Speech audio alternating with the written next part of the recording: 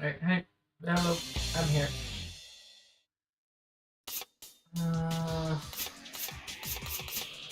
Things are working. Hopefully audio is good.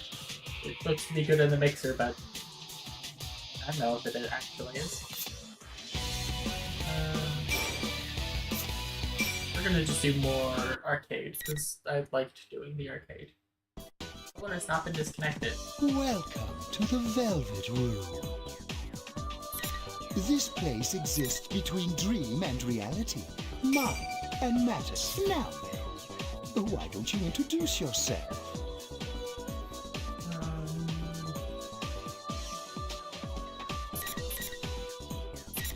I keep thinking that this is Makoto.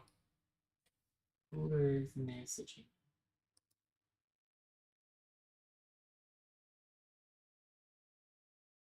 Shows itself when you face the world around For you. a fight? Perhaps you can think of it as a facade of determination you wear to face various difficulties in life. You know, I want to go with Risei.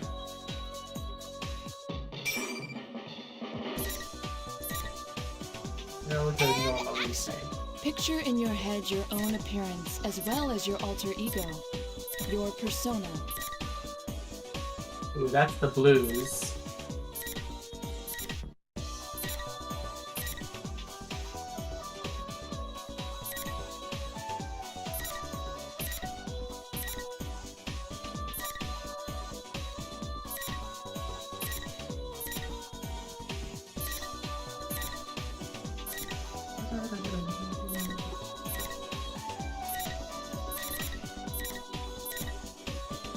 Like the Velvet Room Assistant, this 10 and 11 are references to Blastful Guilty Gear, really?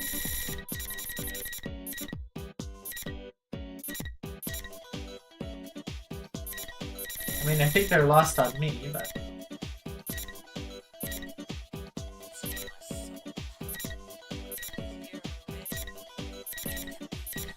Look, it's the Persona 4 Golden.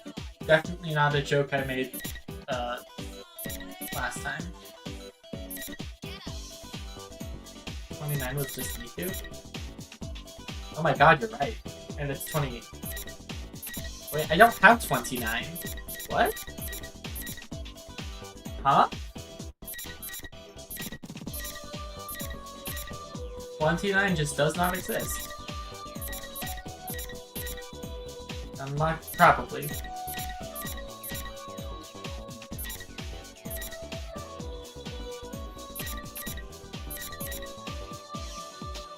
I think we go this.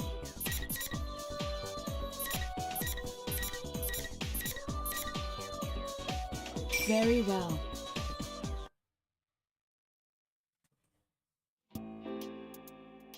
Let's see. Last time I think I did easy.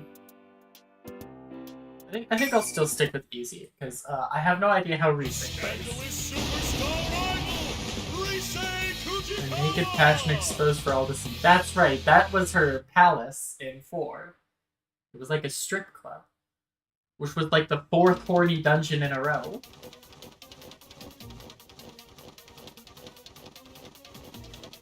Risei's powerful. Fighting her is a pain. Gotcha. Oh, Takahiko. I'm gonna show you my power. Round 1. Akihiko, you gotta win. Reflective bit? Why would I ever reflect a bit?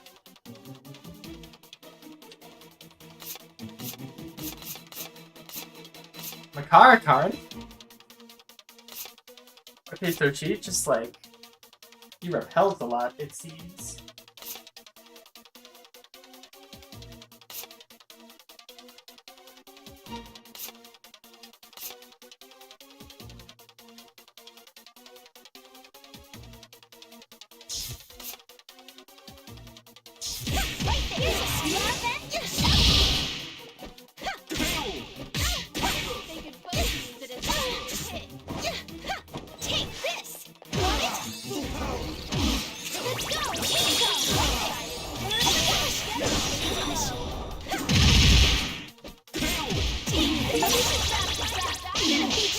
10 fatal counters.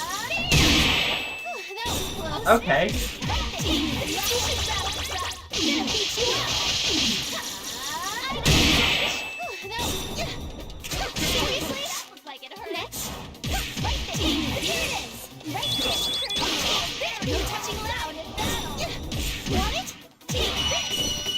Okay. Is everyone rocking? Let's keep this up. And Reset. the round is over. Wait. Round 2. Fight. No touching loud. Team, love and peace.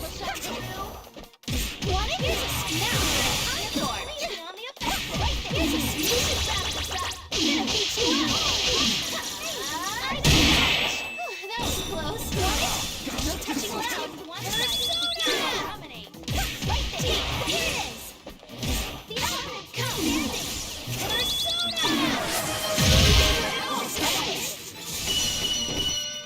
Yagi with the free cookies.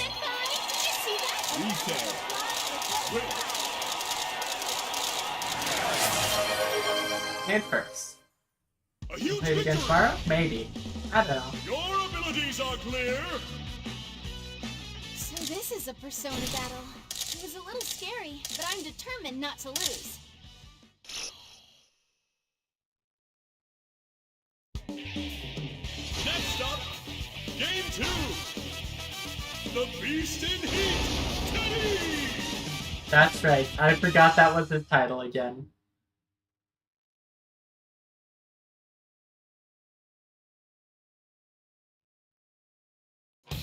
All eyes are on the Elizabeth next and Ken. match.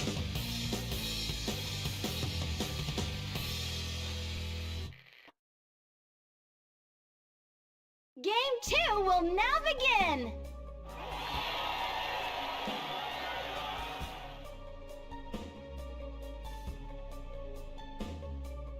Oh, that's terrifying. Everyone's reset!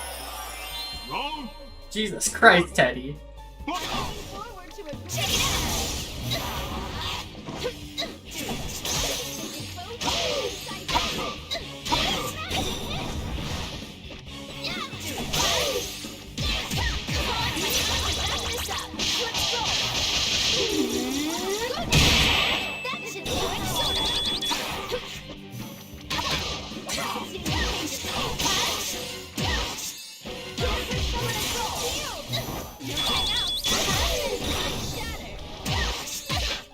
Hey!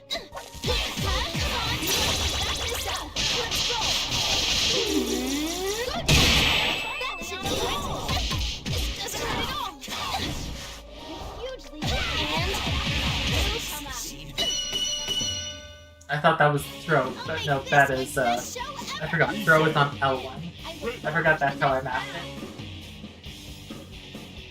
Round 2. Fight.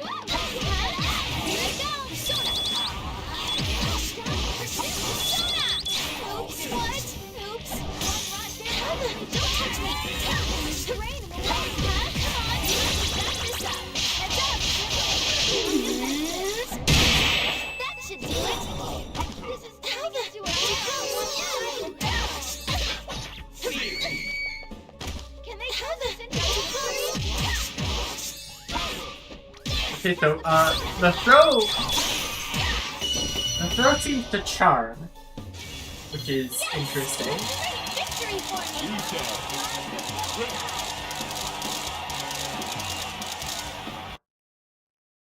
A huge victory! What a shocking finish! Yay, I win! If you want a rematch, talk to my agent. The throws also do ailments, but they're random. Let's move on to Game 3. The unsightly pink sniper, Usabi Eria.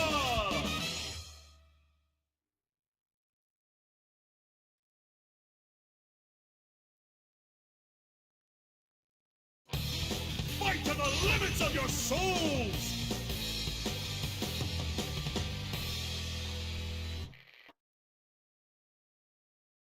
Can you ride this killer wave?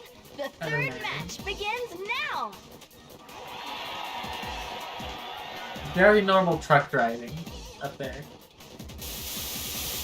Oh my god, why is she in the shower? Let me have some fun, okay? I can fight now. I'll show you. Round 1. Fight! Let's get this up. I what? They're heavily something is breaking away. Here I go. The reference. Yeah, I was afraid.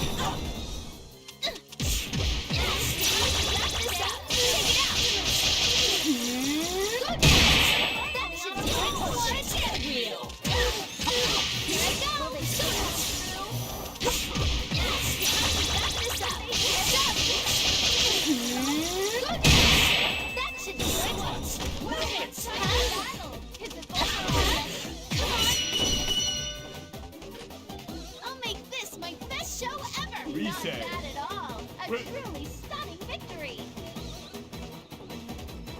Round 2. Fight!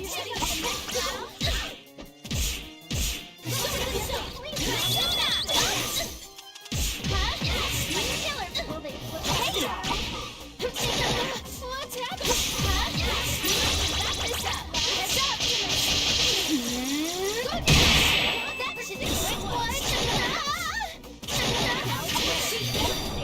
Don't touch me! Killer move! Here I go!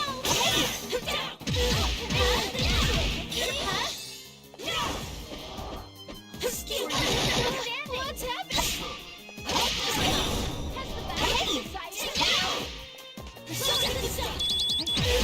Stamina! They're heavily charged! Something is draining away! Yes! A great victory for me! Reset.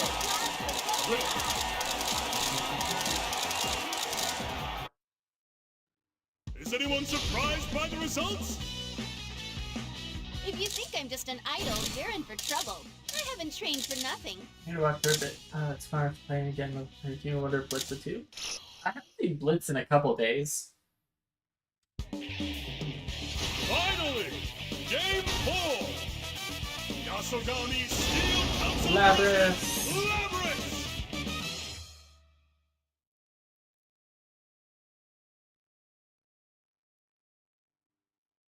Night, Yagi.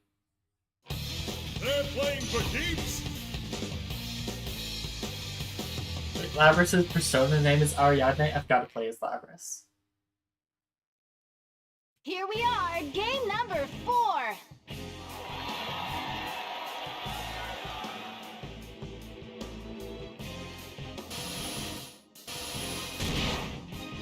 I'll send you your reward, just like you want. Good morning! Round 1. Fight! Gosh, not bad. Gosh. Gosh. Oh my gosh. Let me hit you!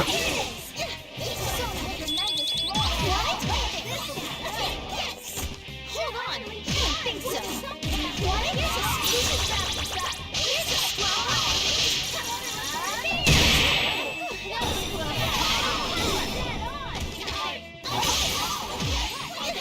What? Here's a stupid trap. Here's a straw. Here's a straw. Oh my gosh. Next, not good. Next, do that. Take this. Here's a stupid trap. Here's a straw. Oh my god. That was close.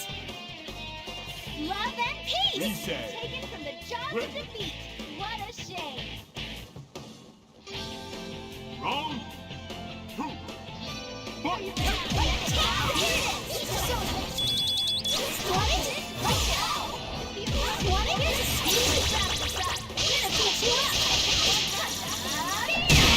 I don't remember what the button for not allowed to attack is.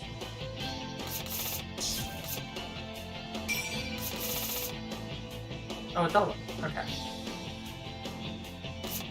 There was. Oh, okay. I had those backwards.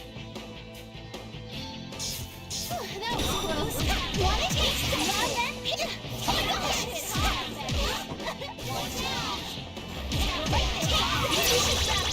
Here's a straw.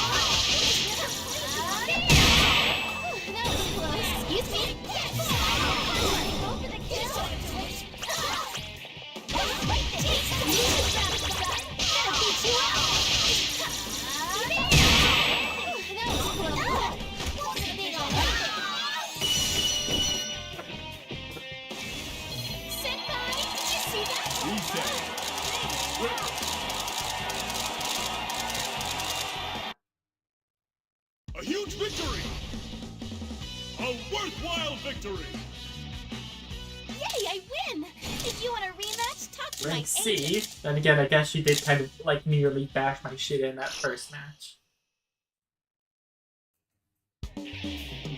Ho-ho! Who do we have here? The blood-curdling beefcake Kanji. emperor, Kanji Tatsumi!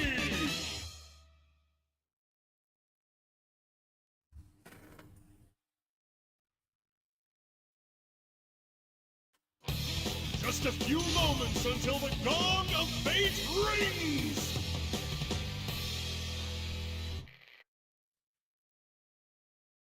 Game 5! The air is filled with excitement!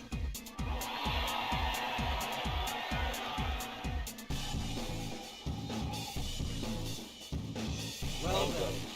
Onward and deeper. A debut concert for the new me! Round 1. Fight! Here's a sweetness right there! Want it? Oh, that was the sound effect. Oh my god, Kanji, no! Kanji! Stop! Really? Want it? I forgot how to counter shock. I think it's only like special movement.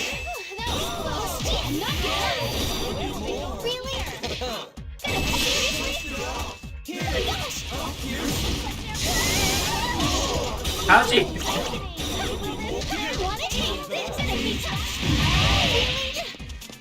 Hold on! No touching allowed! Right there! Please, want it? Here's a Oh my god. That was close! Push reset! Reset. Kanji nearly passed my shit in Jesus. Round Oh wait, and he still has another chance to. Take this!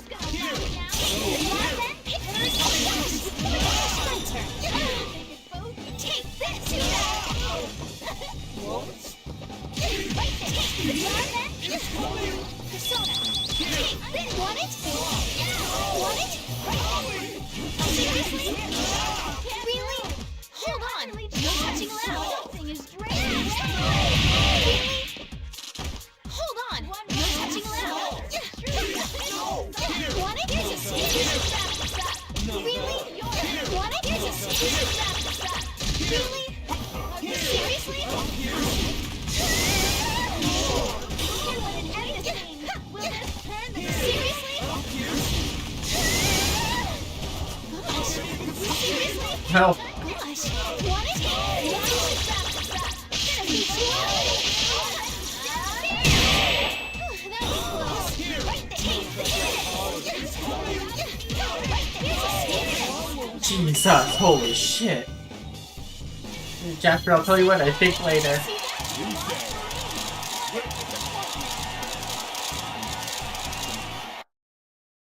the excitement of the battle still Thank you for the follow Mumu Mochi. To today's concert. You were the greatest. Learned this special game so guest. badly. I am not the person to watch that. I'm so bad at this. I am. Finally!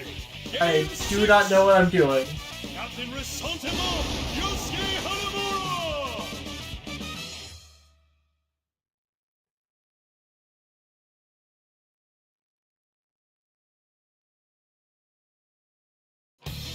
What outcome awaits us?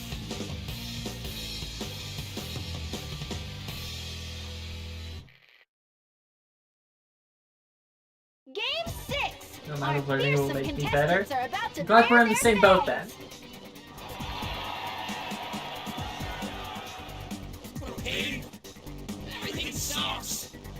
Everything's so boring. I'll destroy it all. I'm gonna show you my power. Round 1. Fight! Here we go. Want it? Here it is. Huh? Here it is. Want it? Here's a slow one. That was close. Want it? Here's a smooth. Really? Seriously? Really? Want it? Here's a smooth. Want it? Here's a slow.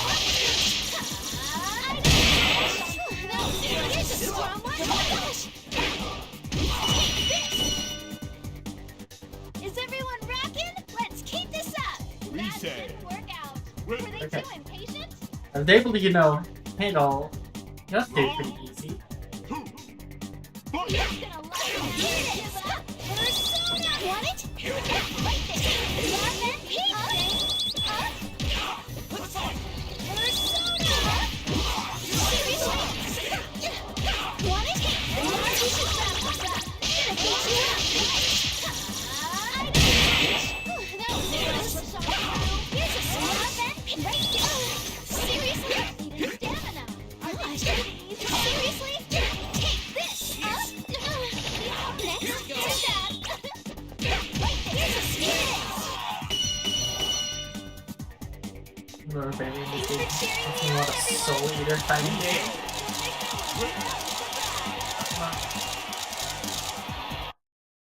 It's been so long since I've watched Soul Eater.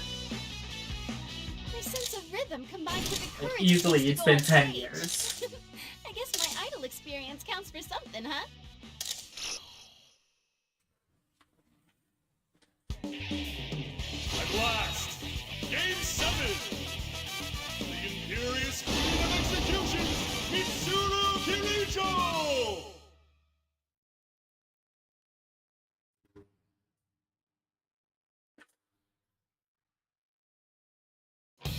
Show me the We watched it a ultimate few months. They're nice.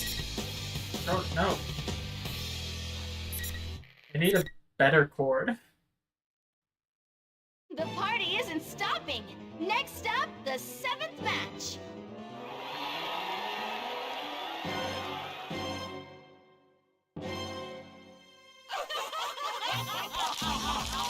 I'll make it rain blood. I'm in it until the curtain falls. Round 1. Here Fight! we go! Here I go!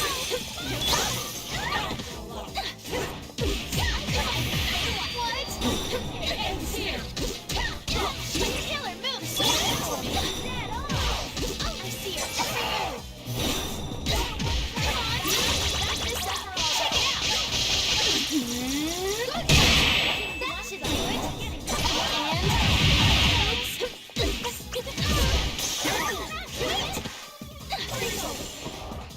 Oh, wait! Come on, here I go! What? Oops. They're heavily too close. Something is draining them out. Oops. There. Go easy on me. So, Mitsuru. Oh, me too. Hooray! Don't worry, you're in like company in the Mitsuru Lovers Club. Round 2. Fight!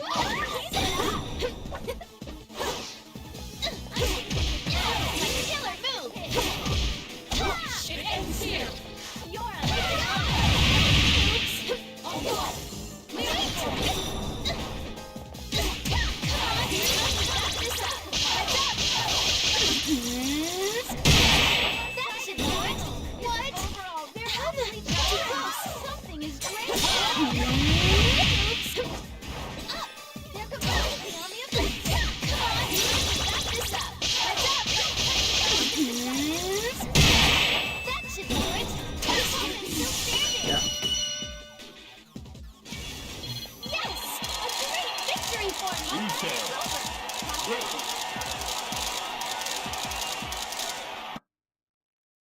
Is anyone surprised by the results? My sense of rhythm combined with the courage it takes to go on stage. I guess my idol experience counts for something, huh?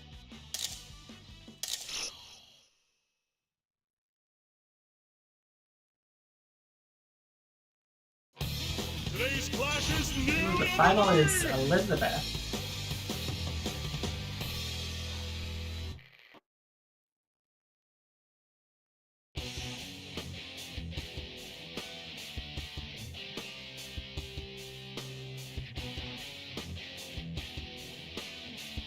I can feel my excitement for the match rising.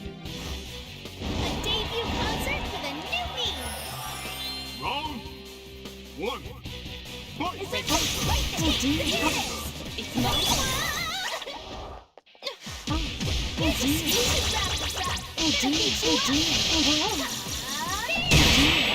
That was close. You had to complete that, though. Want it? You should wrap this up. The excitement has reached you. Want it? Is that so? Seriously? What the? Next. Right there. Oh my gosh! How about this one? Go! Right, seriously? Seriously? Oh my gosh! Breaking news. Right there. Here's a strong one. Is that close? Here it is. How about this? Seriously? Oh my gosh! Temptation trap. Here's a strong one. Oh, jeez, that was close. Try again. Reset. Did we say, oh jeez, that was close at the same time? Round 2. Here it is. Meanie? Not bad. Here's a smart advantage. Right there. Persona. How about that? Meanie? Oh my gosh. Seriously? Breaking it. Is that so? Here's a stupid trap. That was close. Gonna beat you up. Want it? Seriously? Seriously? She put me in the book!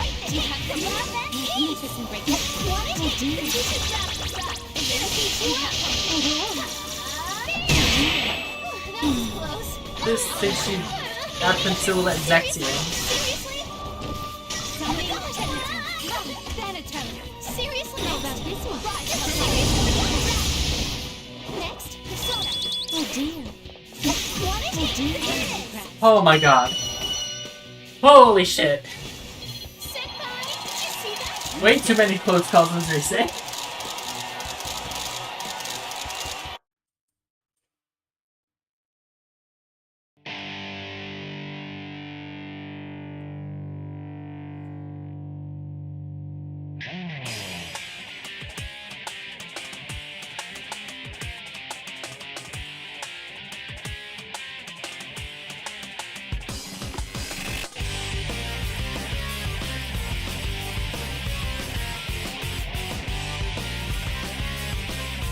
Like to be put in the book. Coming from experience finding Zexion in Kingdom Hearts 2. This program It is brought to you sucks. by the following sponsors.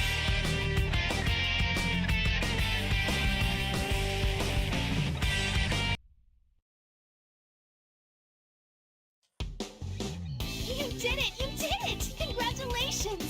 What a great feeling concert! Play with me again, okay? I'll hold you to that. Clear rank A, despite I think getting mostly B's and C's.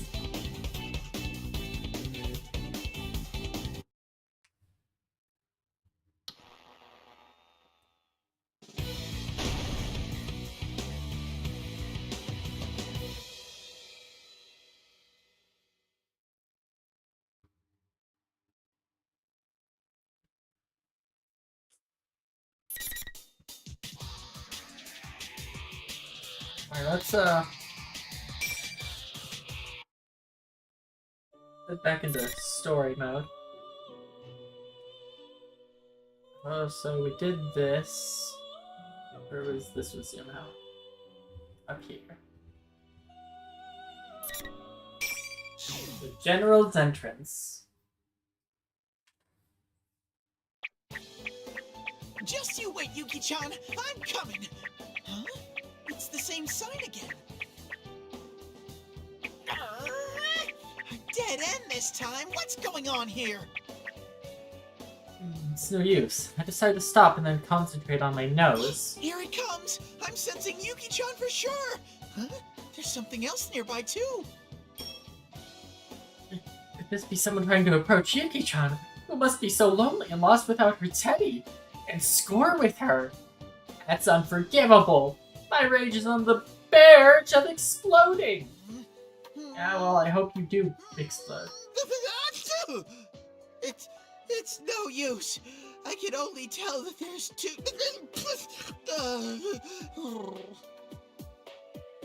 The two readings near Yuki-chan, one of them seems a bit weird. How do I put this? It was like, that sensei that melted earlier. Could it be someone's fake? This isn't good. We're skipping this. My nose just won't listen. I mean, work. I don't even know where I am anymore. I wonder if Yosuke managed to find Sensei. What are you acting like a lost kid for, you idiot? Ah! It's a ghost! You look so spineless. It is none other than I, General Teddy! Where's your salute? It's that shameless imposter again. That fake hedgehog again. What's with its inflated ego? First we defeat a fake sensei, and now a fake Mizona. Or see, this is the bizarre fake that caused me so much hassle the other day. Like I'd better give it a piece of my mind. Seriously, what a burden you are. If you keep dawdling around, the world will go kablooey!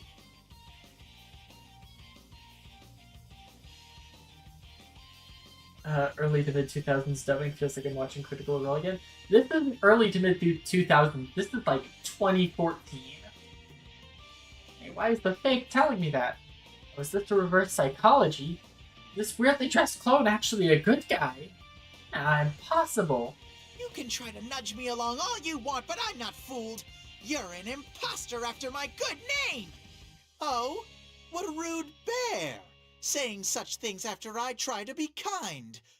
Well then, I'll tell you something especially good. Let me play as General Teddy and beat the shit out of normal Teddy. It does not matter whether I'm real or an imposter. Have you forgotten? You are the same as me. Nothing but a mere shadow. What's going on here? Just when I thought the fake stopped playing as that pumped up general, his voice suddenly changed.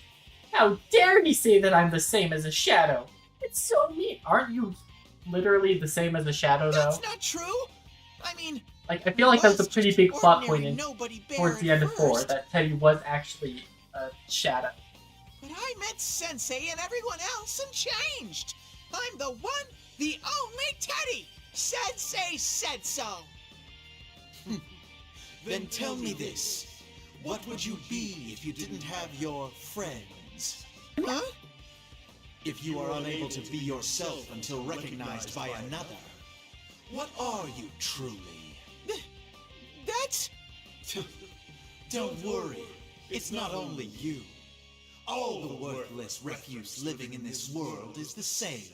That is the extent of the self. It is a squalid concept espoused by weaklings who cannot see themselves save through comparison to others. You lick each other's wounds, finding peace by herding together. Deep in this rotted intimacy, you avert your eyes from the truth. That's not how it is. I just want to be with my friends. They're not averting their eyes either.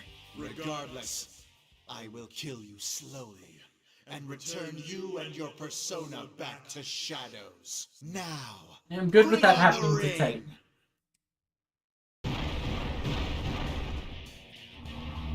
He puts its hand up, these red pillars go wham into the ground. This is just like when Yosuke fought against the shadow earlier. Lenny, does this fake want to pick a fight with me? What's the matter? Scared? If you Well know in the then, shadow, does how any about a shadow can wager? become an actual thing that I Whoever just wins I is don't the know, it's been real over one. a year since I played 4. Like I let that happen. There's no way I can lose this. I'll do whatever it takes to prove I'm the one and only Teddy in the world. Alright, time to throw. Let Teddy die.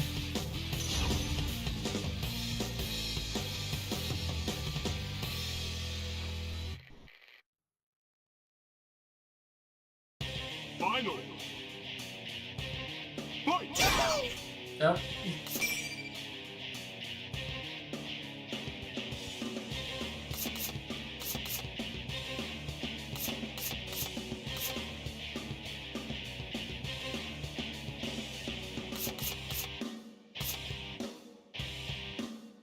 I don't know why I'm looking at this like I'm going to press anything other than...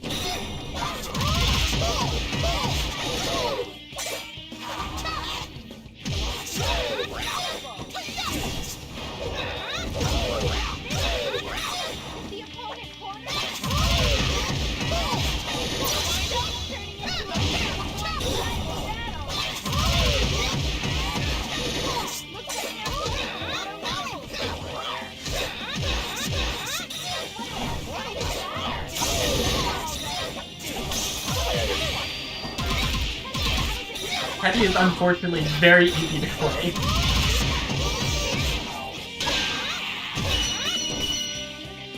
the end, the victor was no surprise.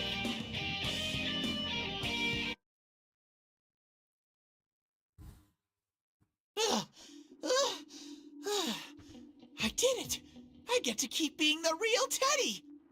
But was fighting always this tiring? I feel more pooped than usual.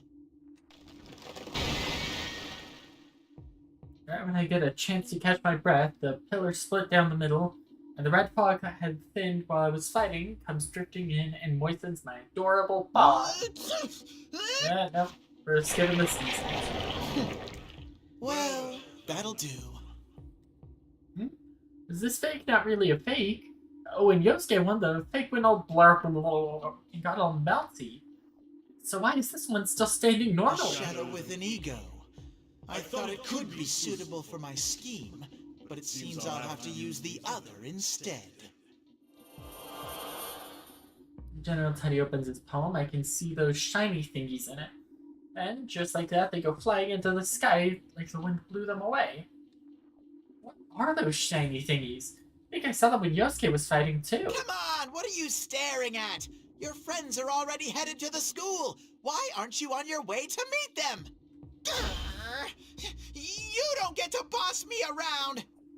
And what's up with you? You did all this to the town. You keep telling us where we're supposed to go. If you're the enemy, then why aren't you acting more evil? Yeesh, what a noisy bear. Your complaint doesn't make any sense either. Anyway, just hurry up and come to the high school. We're gonna settle the score once and for all there. Wait! Before I can stop him, General Teddy disappears into the red fog. But I did hear him say that everyone is headed to the school. Why are they all going there? As best as I can remember, the school that Sensei went to is in the same direction as those shiny thingies flew towards. What is that? There's a huge tower standing where Sensei's high school should be! Glad that Teddy's finally noticed charts. And what's that red fog swirling around? I think I smell danger from it.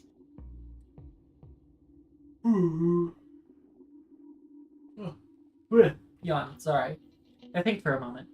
It looks like something bad's happened to Sensei's school. But I promised Yosuke that I'd find Yuki-chan. I know it's still all runny, but Yuki-chan's smell hasn't moved from that spot yet. So I know what I have to do. If the others are headed to the school, then I need to get to Yuki-chan. I'm sure Sensei and the rest can handle everything over there. Rah! Wait for me, Yuki-chan! You're adorable! We're just gonna skip that.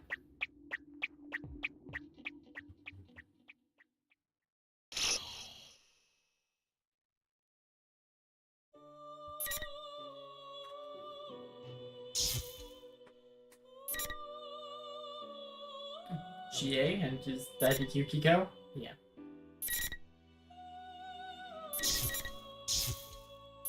Let's go GA first, I think.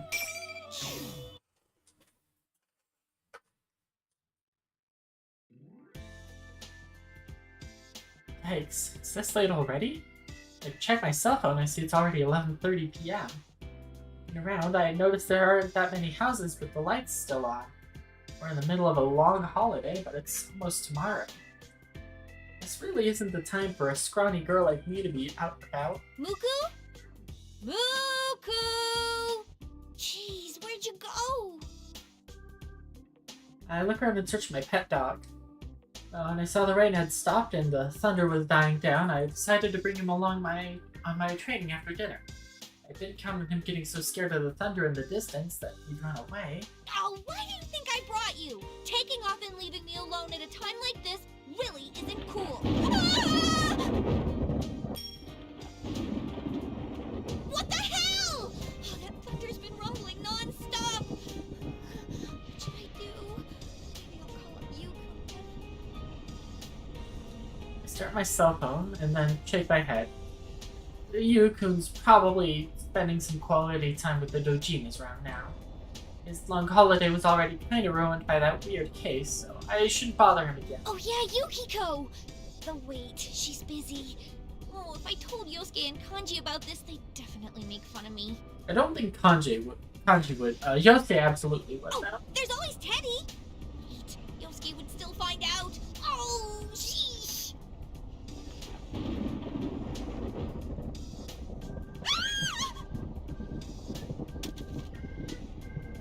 I think that one was pretty close. What should I do? Head back home? Am I remembering right that dogs have a homing instinct? While I try to figure out what to do and pick up the cell phone I dropped, I happen to notice the phone's clock. It's only a few minutes to midnight. When did it get so late? I was staring at my phone, dumbfounded, when the clock's display suddenly disappears. And she is in the dark It's out alley. of batteries! I hurry and check my phone, but then I notice something strange. It's not just my phone. The streetlights are off, and the lights in the houses around me are gone too. The only light that's left is... Red fog? I can't keep my voice from trembling. Something weird is going on, so why isn't anyone coming out of their houses? Why is it so quiet? Seems almost like the town's deserted. It's like the TV world. There's no way that would happen! What was I thinking? I get sucked into the fog covering the area, like the fog ate it up and weakly disappears. With a sense of dread creeping down my spine, I look towards the hill where Yasugami High is and see something even more unbelievable. Wait a sec, what's that? Yasugami High should be down that familiar road, but what's actually there is a gigantic, awful-looking tower. Something terrible is happening right now. Almost on instinct, I start running in that direction. Turns out that this weird red fog wasn't the only thing off about the town. I'm in good enough shape that I should have been able to reach the hill up to Yasugami High in no time. For some reason, I can't get there at all. At first, I wondered if I had taken the wrong road in this red fog, but no. It's like the entire town has turned into a maze. And even though I've been running all over town, I haven't seen a single person outside. Seriously, what's going on here? Feeling that I'll get overwhelmed with anxiety as soon as I stop running, I keep going through the desolate streets.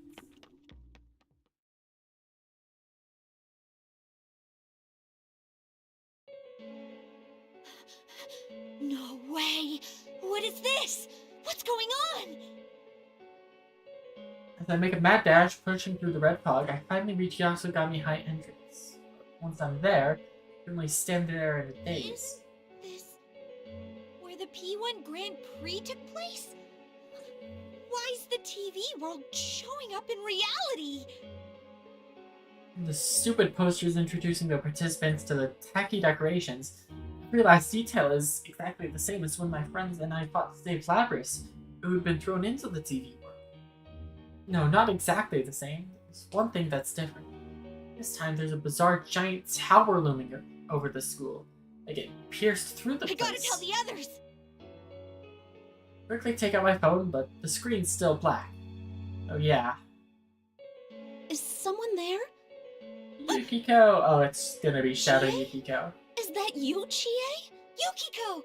Oh, thank goodness. My cell isn't working, so I didn't know what to do. I see. I'm glad to hear that. You're probably the best on my list, after all. Huh? My instincts tell me to be on guard. I've always been close to Yukiko and always will be. And I know she doesn't talk like this. Plus, Yukiko said she'd be busy with a huge group of guests tonight. You're not Yukiko! Who are you? You don't have to worry. I was never intending to deceive you. I need you to die for me fair and square. What? Wait a sec! Who are you? Why are you after me? Why? You see, I'm your enemy. I was made to kill you and your friends. Made?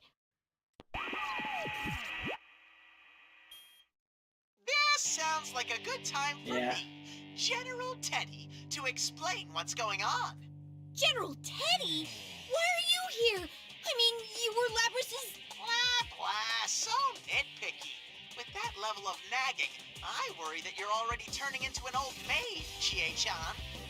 What? Look, it doesn't matter. Anyway, that's not Yuki-chan. It's a total fake that I made. So there's no need to worry at all. You can pulverize her to your heart's content. You little... There's no need to worry at all. You took the time to make it look like Yukiko, so don't give me that crap! Oh, really? Then hurry up and die. Persona!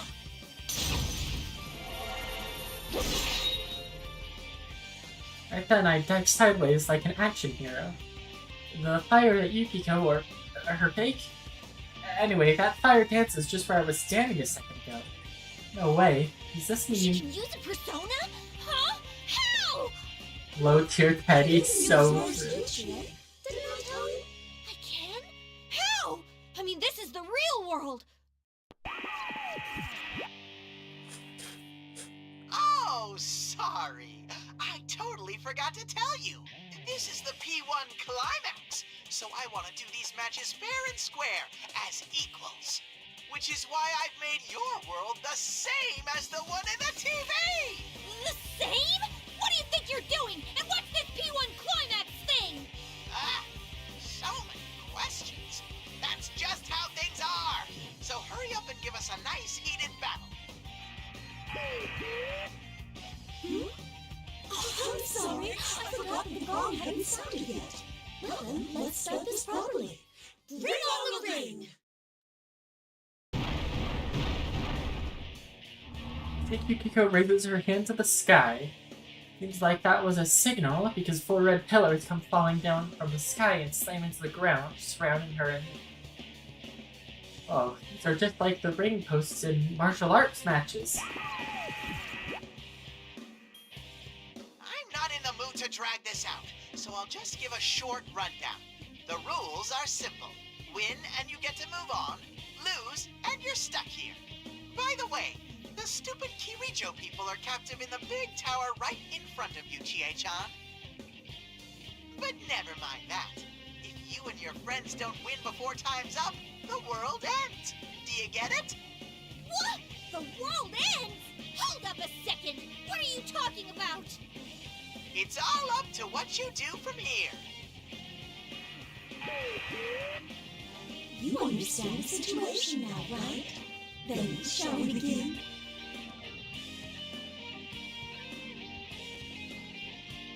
How can I understand the situation?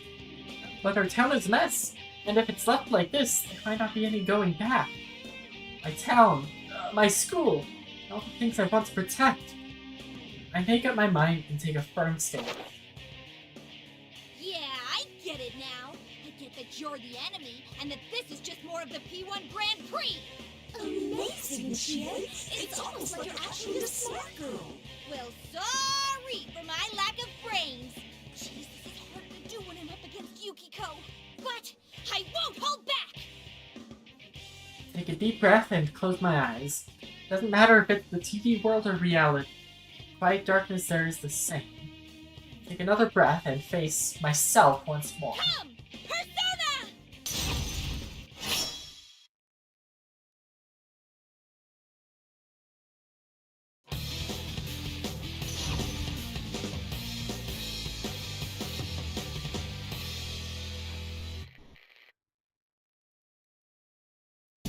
Finally! Fight!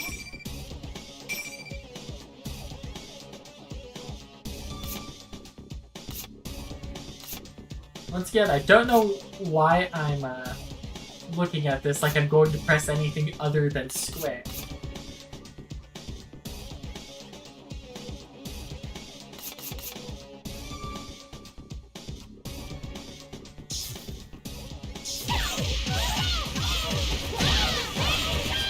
Shit, that's fun.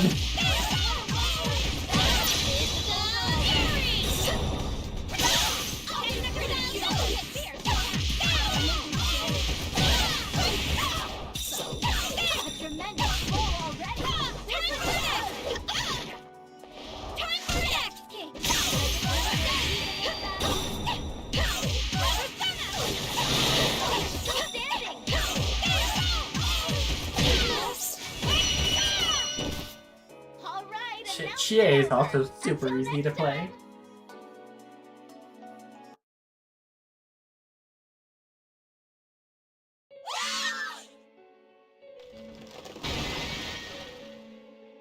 As if signaling the end of the fierce battle, a crunching sound echoes through the area, and the red pillars shatter.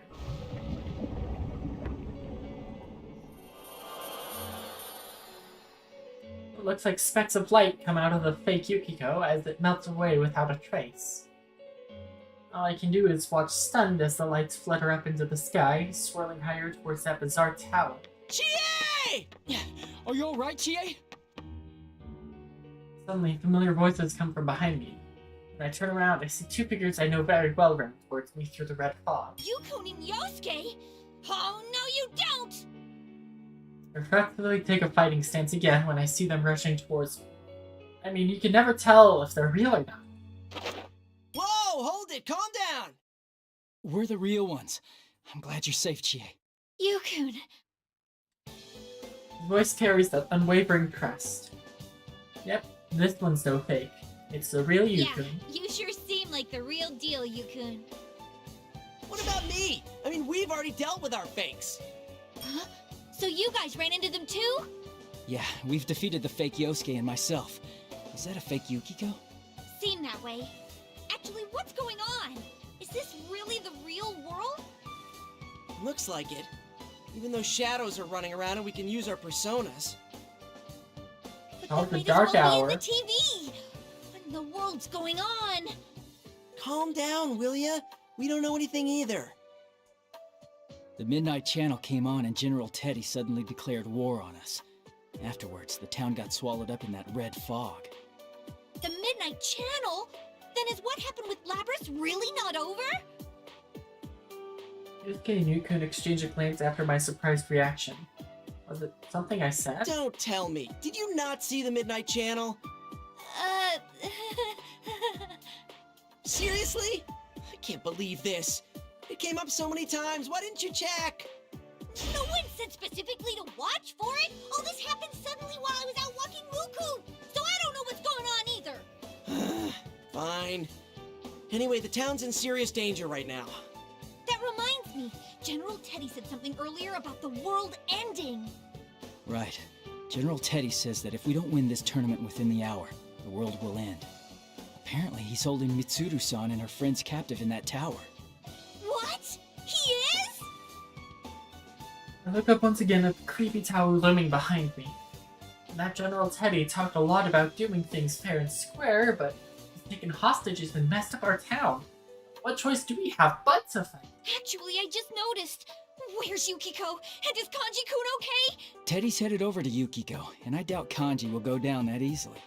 We don't have any time right now. Let's leave those two to the others. We need to go rescue Mitsuru-san's group at once. What should I do? Oh, what do I need to do? I understand what Yukun is saying, and I get the situation is bad, but I'm still worried about Yukiko, and I can't make up my mind. Chie, believe in your friends. He's right. If I go off selfishly looking for Yukiko, the world could be in even more danger. Yukiko and Kanji-kun are both good friends who have fought alongside me this long. They're not so weak that some fake Teddy could take them down. Actually, Chie, you're the weakest of them, considering I had you benched almost immediately.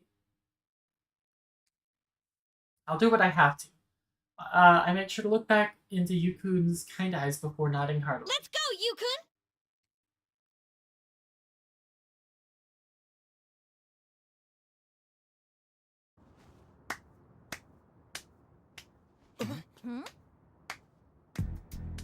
Yeah, you're gonna believe in your friends and be the winners of the P1 climax, is that right? Playing friends here? That's frickin' lame.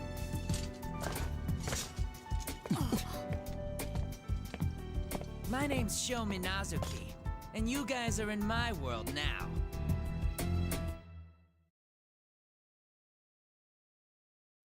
Come on, no need to get all nervous. I came all this way to say hello.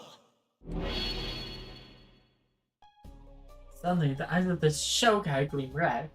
I have no idea what's happening. Yeah, what is this? Even though we're standing a little ways away from him, all three of us are suddenly glued to where we stand by some immense pressure. Like we're suddenly at the bottom of the ocean.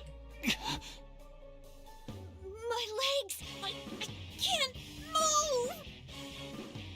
It's not like we're being pressed towards the ground. It's just like an intense pressure pushing it on us from all directions.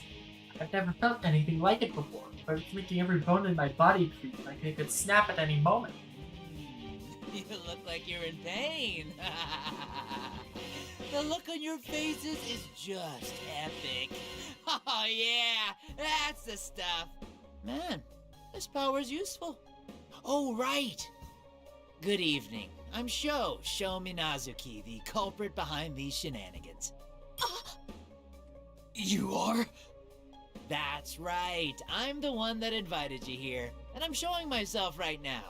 Now that I've shown you the way here, it's time for a showdown with Sho. Get it? Bullshit! That ain't funny! What's the matter? Laugh! Wasn't it funny? Come on, laugh! Bro is taking it way too personally that his jokes aren't funny. I guess I'll dismantle one of them. I doubt that'll matter much. What? What's with this guy? He's definitely not normal. He was laughing like an idiot a moment ago, but all of a sudden he's thrusting his sword at Yosuke's neck. This is bad. If I could at least get my legs to move, I could kick away that sword before it hits Yosuke. Is this guy really the culprit we're after? Oh, come on, why right now? The show guy closes his eyes and acts like he's talking to someone. No way. Persona Calm? Could he have someone on his side with powers like Riseichun's? After Sho finishes talking to whoever it is, he turns towards us and laughs like everything's normal. Sorry, we got more guests of honor. You guys are just the ginger on the side of the sushi, so all you get to do is look for your friends in the tower. But we have plenty of fun in store for the investigation team. You'll sure look forward to it. Dude, you're not funny. What? Another joke? The way he acts definitely isn't normal. The way he moves is almost inhuman. Show guy slips past us while we're still paralyzed, and then melts into the red fog as quickly as he came. Only once he's completely disappeared that we're finally released from the pressure, gasping for breath. Damn it! What's with that guy? Is he really the culprit? We have to hurry and go after him! He's way too dangerous to leave him be! No. Teddy, Yukiko, and Kanji are still in town. If Teddy's nose is working, they may have met up already. So we're gonna leave that guy to just Teddy and Kanji? I mean, Naoto and Rise might find their way here, but... No, that show guy said they have more guests of honor now. At the very least, he's not after us for the time being. Oh. Wait, but what's that supposed to mean? Who are these guests of honor? When we watched the Midnight Channel, Labrys wasn't one of the captives it showed. The Shadow Operatives are Mitsuru-san's team, but no one said the ones we met are the only members. If their leader is in danger, it's only natural they'd send a rescue squad. Oh, right! Also, after the thing with Labrys, Mitsuru-san mentioned something about maybe having some idea who the culprit might have been.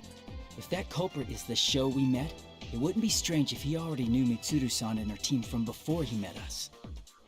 So, the guests of honor he mentioned could be the other Shadow Operatives, come to rescue Mitsuru-san's group. That's right. Sho is underestimating us. If Yukiko and the others meet up with the Shadow Operative backup, they won't lose easily, not even to Sho. Wow, you really are smart. Alright, if that's the case, we should get up this tower quick and rescue Mitsuru-san's group while he's not around. Yeah. Yukon and Yosuke run on ahead just like usual. Yeah, this is a familiar scene. Even that scary-looking tower doesn't seem so bad. I thought my friends were with me. There's nothing to worry about. Yukiko, Teddy, Kanji-kun, Rise-chan, even Naoto-kun. No matter what separates us, I'm sure we're all connected. That's what lets me go on. Maybe it's silly to think that way at a time like this, but it cheers me up a little. Fall behind the other two as fast as I can.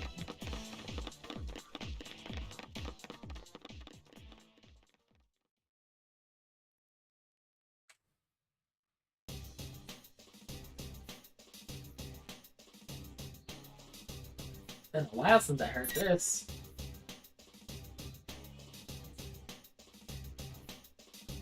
It's good we got into the school, just as I thought. It's nothing like the Yasogami High I remember. Even more distorted than the TV world version of the school we saw when we saved Labras. And with the red fog creeping in, it's 3 times as eerie as last time. I walk in nervously, like I'm hiding behind Yukun and Yosuke. This is so humiliating. It's the same here as in town. The layout of the classrooms is all out of whack. I wonder how long this hallway goes on for. We keep passing by the same rooms. That reminds me. I remember a story like that.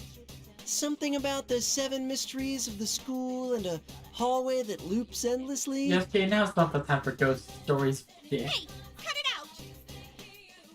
Yosuke starts talking about stuff he doesn't need to. He knows I hate that stuff. Telling a ghost story here is like adding more sauce to an already overflowing beef bowl. I know he's kidding around to cheer me up, but honestly, it's not doing much for my mood. Outside, the tower on top of the school seems pretty huge. We need to get up there, but I can tell it'll be tough going if we have to wander back and forth through the hallways like this.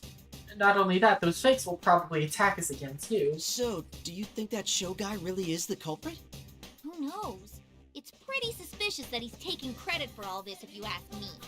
Then again, he didn't seem like an ordinary guy. When his eyes gleamed red, I lost control over my muscles. Like he commanded them, don't move!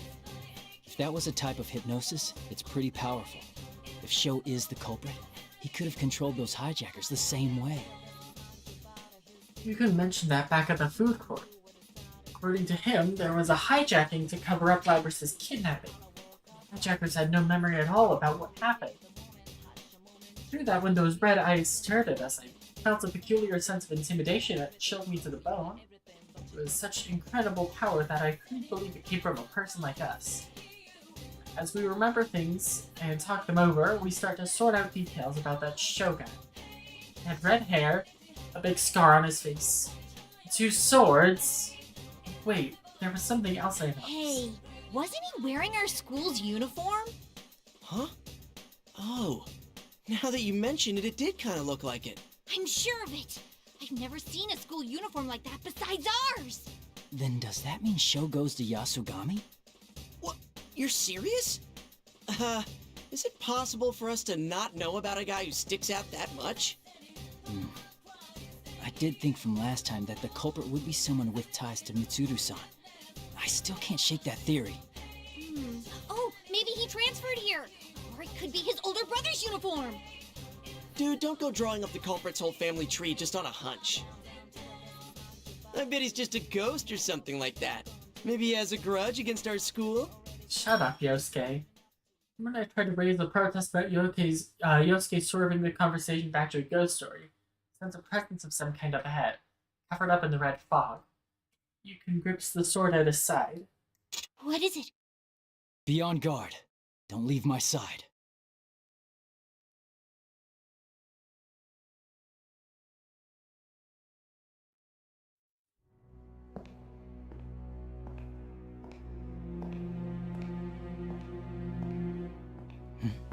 You're kidding me.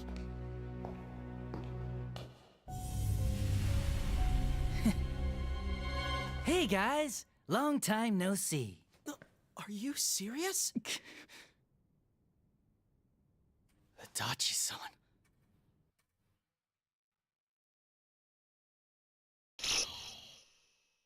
There we go, finally the to be continued. That was so much cutscene.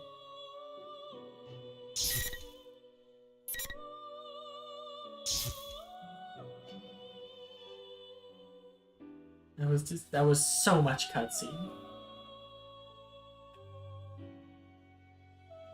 I love Adachi in this.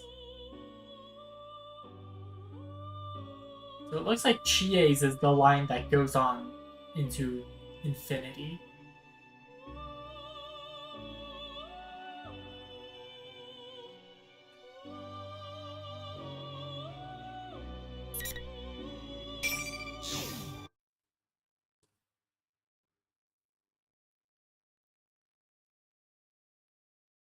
Cell phone remains unresponsive, and the shopping district is still enveloped in red fog. What General Teddy said on the Midnight Channel is true. On a hunch that this is a continuation from last time, I dashed out of the inn and ran to the shopping district, but what I saw there were two kanji twins. I dropped my gaze inside before looking back at the two kanji twins, who seemed to be having a silent stare down. If looks could kill... Hey, Kanji-kun? What's up, Yukiko-senpai? What's up, Yukiko-senpai? Oh god. Can't help but sigh again as the two kanji-kuns respond in stereo. I think one of them is a fake, but they act so much in unison that I can't tell them apart. What's this sort of thing called again? Synchronized swimming? Look, you bastard, don't go bothering Yukiko-senpai. What? You're the one bothering her, you imposter? Fake hedgehog? What was that? I'm the real one! Bullshit, you don't look anything like me, damn it! The two kanji-kuns start squabbling. Kanji-kun is the same in any situation. These two look like they're getting along pretty well. I'm starting to think that I could just leave them here. You little... Then try this, goddammit! Tell me exactly how old I was when I last wet the bed! Oh no! Oh, it was when you were in 2nd grade, right? Why do you know that? Why do you know that?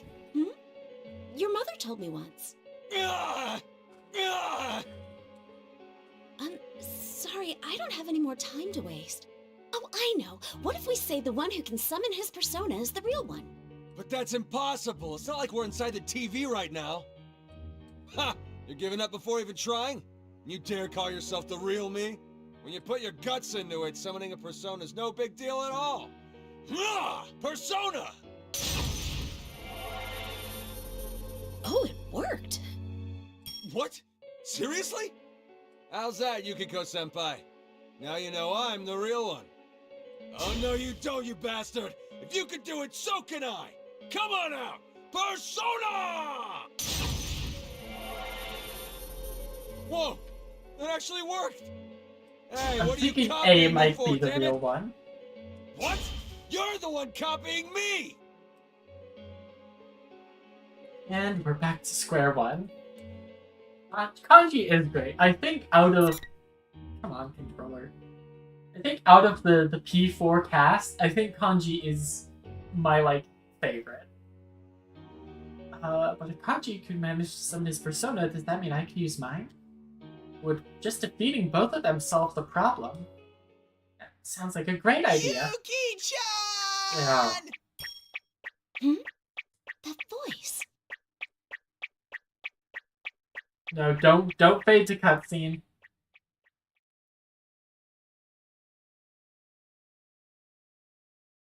Okay. I look towards the fog where the familiar voice comes from. A familiar round shadow is approaching. Could that be a shadow? Persona! Oh, please let me kick the shit out of Teddy. Ah! Why?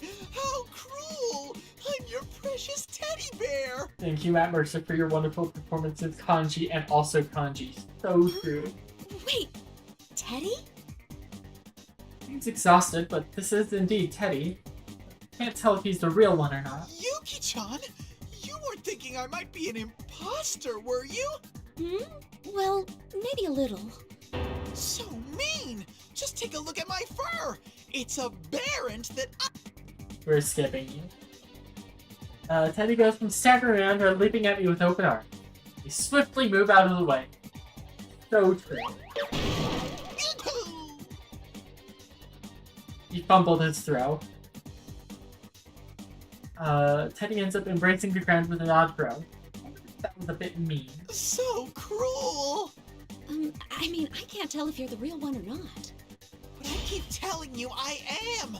I just beat the fake me a minute ago! I want to believe you, but I'm already having a hard time telling which of these two is which. You just need to use the power of love to tell them apart. Huh? You can tell the difference? Of course I can! My love for you would never ever be fooled by a fake. Then can I leave this to you? Huh? Leave what to me? Kanji. Ted! Perfect timing! You know I'm the real one, right? Ah! A double serving of kanji? So these were the two things I was sensing near Yuki-chan. Mm-hmm. That's why I'll leave it to your love to tell them apart. Impossible! I'm completely, totally vetoing this idea! I mean, there's no love involved! The hell did you just say? You should be able to at least tell the difference, damn it! Ah! Both of those sound like things Kanji would say! So that's the limit of your love for Kanji-kun. Can we just say that they're both fake? Come on. I need to go get a better board for this.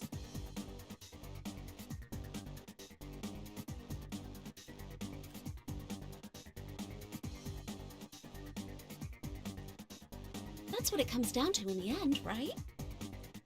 What? Why are you listening to him? Would that be bad? Of course it would! Assuming that from the start is pretty messed up. Oh, I know. Could you use your nose to figure this out, Teddy? I wish I could, but this red fog is getting in the way. My nose is no use right now. Wait, does that mean you're a fake after all? Not at all! There's a good, complicated reason for it! Hey, Ted, just do something and tell us apart, damn it! Yeah, you moron! I'm disappointed in you! Two kanjis are worse than one.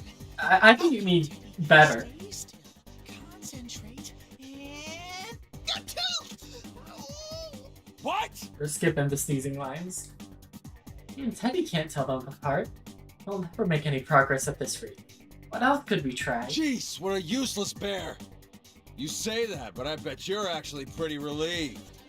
What did you say? You're the one breathing easier, asshole! What was that? I'll take your punk ass down! As they continue their endless squabbling, I think desperately for a plan. As soon as I get an idea, I whisper to Teddy, this might work. Good idea, Yuki-chan! Well then, let's bring it on! People of Inaba, welcome! It's time for Who's the Best Inaba Resident? Huh? What the? Question number 1. How many stories is Yasogami High School's classroom building? 3? Are they doing this? It's 3 stories. You bastard! It was my turn to answer! Correct! Now on to question number 2. Every day is Customer Appreciation Day at the supermarket Junes. How many stories does it have? Also 3? 2 stories! Oh, no, only 2. Now for question number 3. From Shiroku's store, how many buildings away is the Moel gas station? 5? It's 4 buildings. Good, I was close. Correct! Number 4. Take the sum of the numbers in the answer so far. Multiply by 8 and divide that by 3. So What do you get? 3 plus 2 plus 4 is 9. 9 times 8 is 72. 72 divided by 3 is 24? Huh? Wait, what does that have to do with being an Inaba resident? Too easy. It's 24. Shit, I have that. Correct again! And... You're the culprit! Okay, thank you, Phoenix, right? Teddy and I simultaneously point to the Kanji-kun who answered correctly with flourish. Thank goodness. Surprising as it seems, the plan worked. I really didn't think it would be this easy. What? How do you figure? I was right! You take 3 plus 2 plus 4, multiply that by 8, and divide by 3, and that's 24! You don't get it. There's no way Kanji could do math like that. Heck, he can hardly do base. Therefore, We're skipping the bear pun. you're the fake! So he was even dumber than I imagined. He's so stupid that I ended up playing around. Huh? You picking a fight with me? I'm sorry for treating you like an idiot, Kanji-kun. It was all I could come up with, and the plan did confirm you're the real one, so... I'm glad we figured it out, real Kanji-kun. Yeah, but come on. What kind of way was that to tell us apart? Sorry, Kanji. Don't worry, no one would be shocked at this point. You making fun of me or trying to cheer me up? How long are you gonna keep this up, damn it? Just because my cover's been blown doesn't mean that's the end. It's time for the real reason I'm here. As long as you're not gonna be as horny as Shadow Kanji. All right. Yeah, there's the Bring finish. on the ring.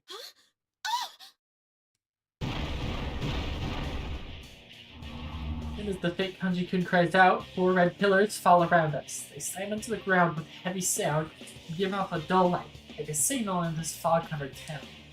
At the same time, the fake Kanji-kun, who called down the pillars, suddenly starts gyrating for some reason. But he's talking now. Is that? Ah! This again? Kanji seems dangerous. Now let's get this full-on muscle battle going. I can't wait to get you in a hold. This bastard again. A full-on battle, huh? Fine, you're on. That didn't make them any less overblown. Can't we just leave these two here? Yuki-chan, your inner thoughts are leaking out. Oh? I'm totally okay with me, you know. You could just stay here, but you can't go on unless you beat me raw. Whoa, that be Weird. Is that true, Teddy? It seems like it. When those red pillars glow, it makes these invisible walls, just like the last P1 Grand Prix. That's right! Until someone, none of you... Nope, we're skipping the horny. I'll do it then. I need a refresher. Whoa, hold it! That's my shadow. I can deal with my own crap. I'm gonna pass! It's too early for me to step into that world! Huh? Damn it, Teddy, I told you that's not how I am! Jeez. Well, then, let's decide with rock, paper, scissors. That's fair, right? I could just pick Teddy. That's funny. I don't know. I think I'll give Yukiko a shot.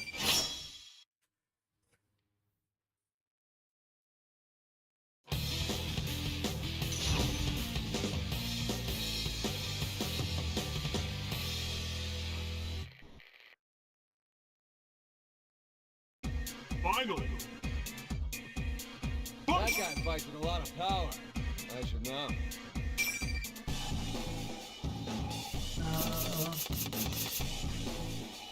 99 persona spinning attack followed by a giant fireball. Hold down the button to increase damage.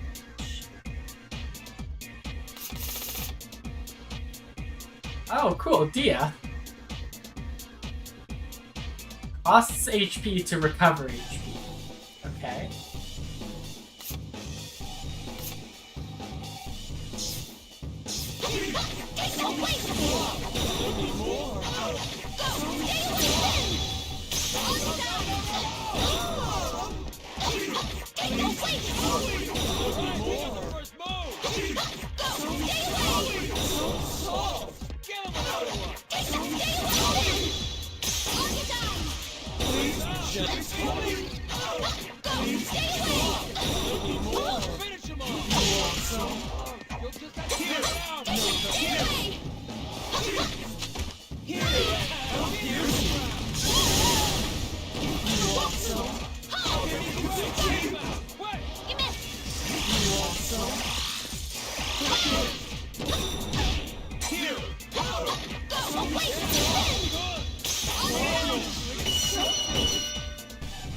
Press another button. Hey, no, look, I pressed the heal buttons. That's 2 separate buttons. So good. I guess nope. it's too late now. You've totally fallen for our plan.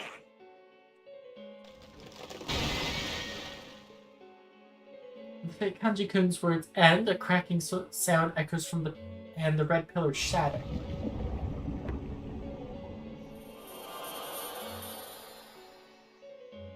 The red fog suddenly thickens as the fake Kanji-kun begins to melt like chocolate put over a flame. Whoa, what the hell? No way! Kanji-kun melted! Yukiko-senpai, that's the fake. We watch in surprise as the fake Kanji-kun completely melts, and then what looks like golden powder comes flying out of the puddle. The powder shimmers a bit before it mixes with the fog and vanishes into the sky. Wait, does this mean that wasn't my shadow? I seriously thought that part of me was coming back for more. Oh, Nope. General Teddy made that fake by kneading up a chunk of a shadow. Seriously?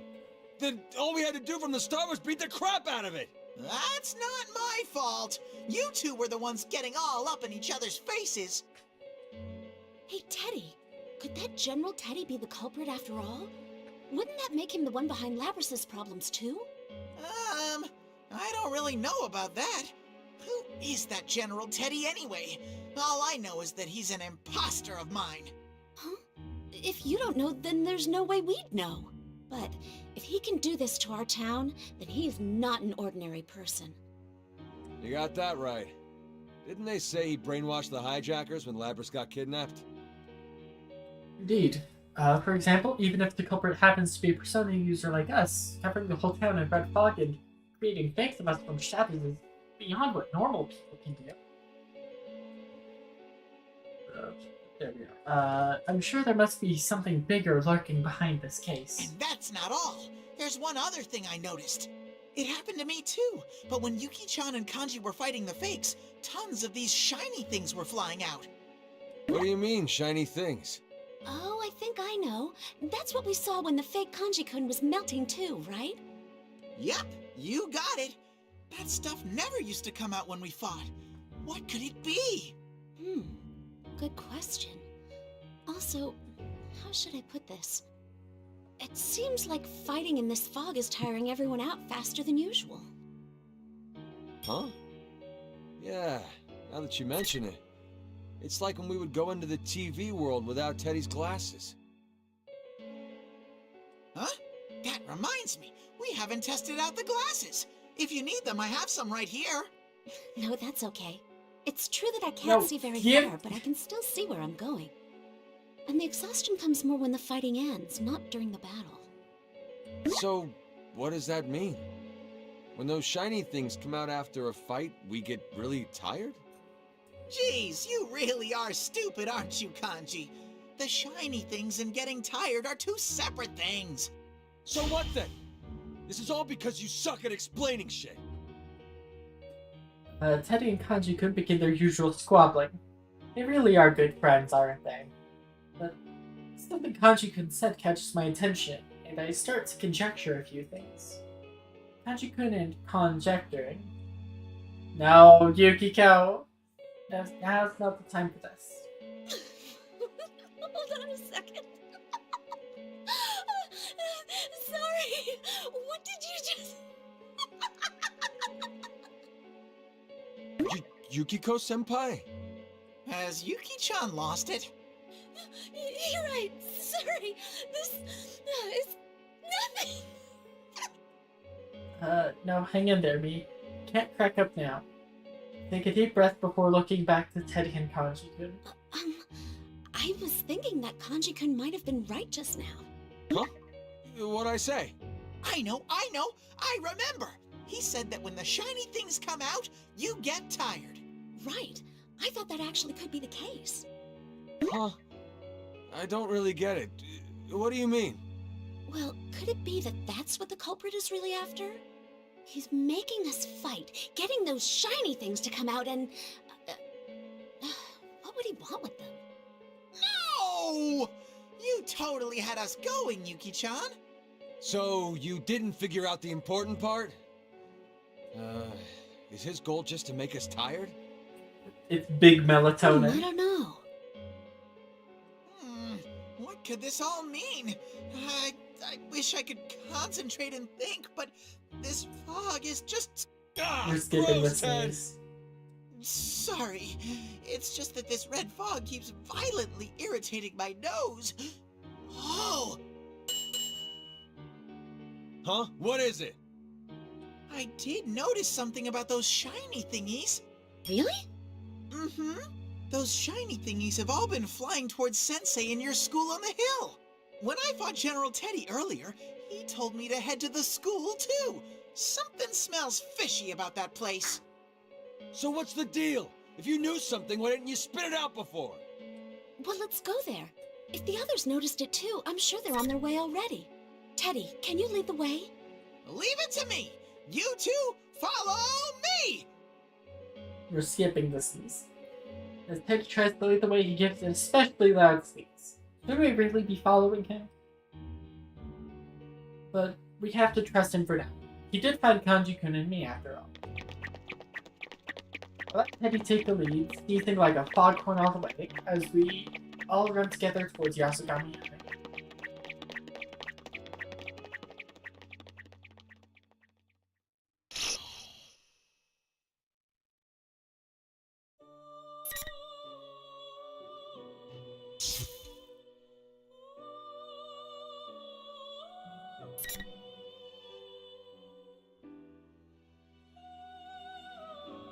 Resay chapter? Resay chapter!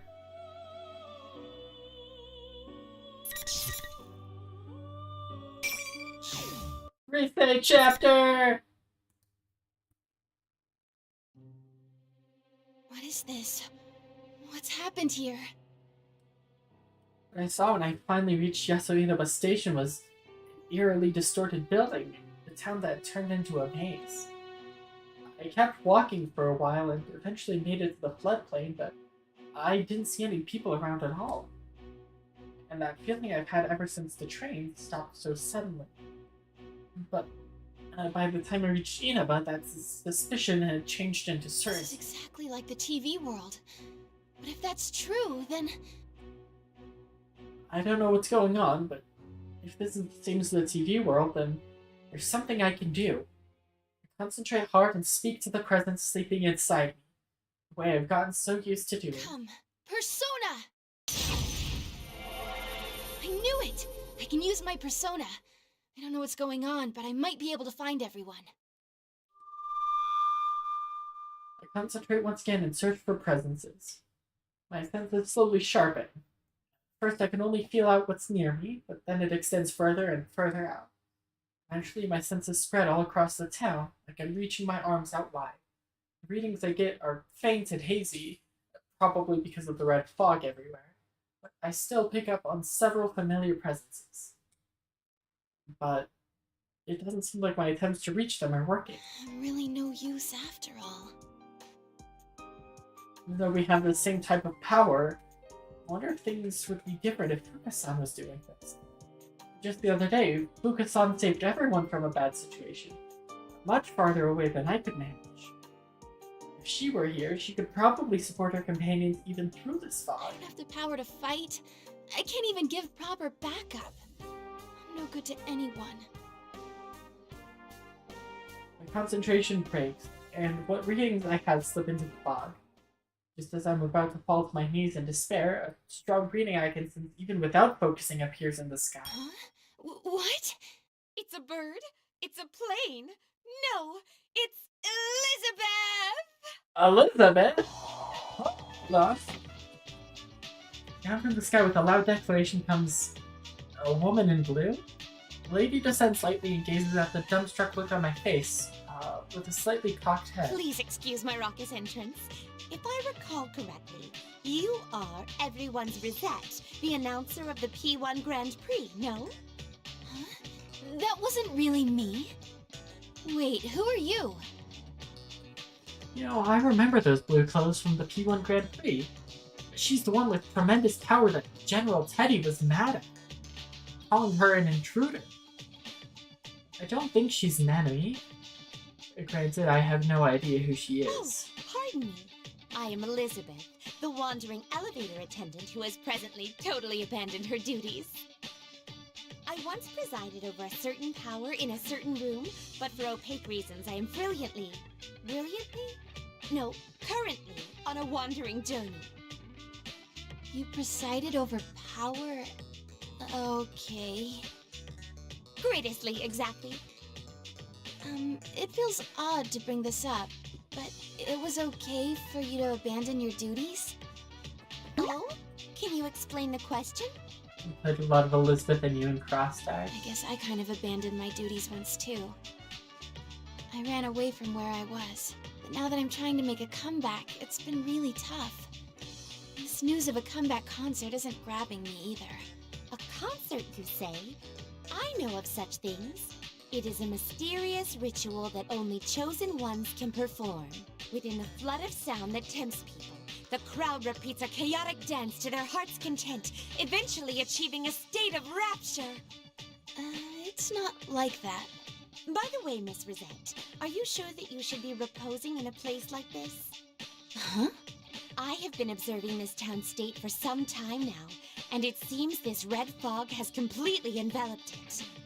No shit, Elizabeth. Left as is, I do believe that matters will take a turn in an unfavorable direction for you and your friends. What? Elizabeth, do you know something? Is you, Senpai? Is everyone okay? My, why are you asking me?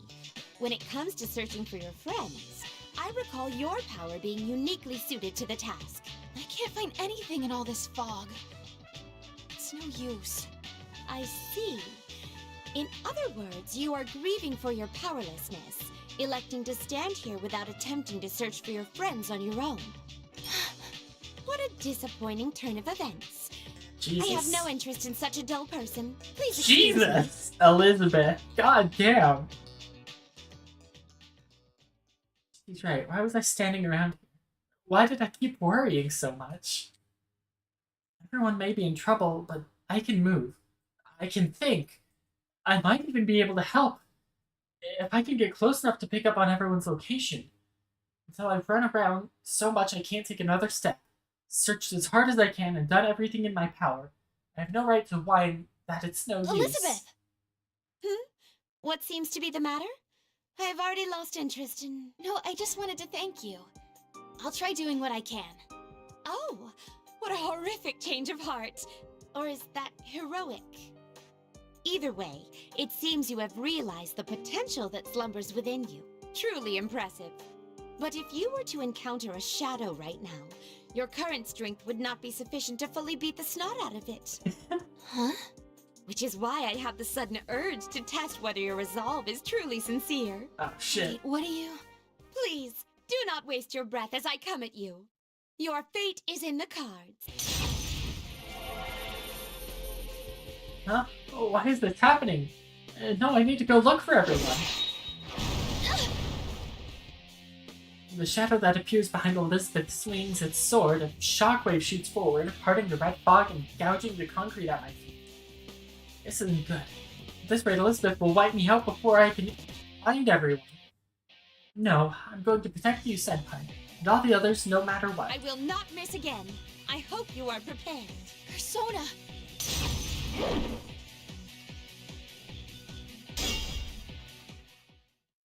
Alright, Kimiko with the combat upgrade. Let's go. Oh, wait, cutscene my back. persona?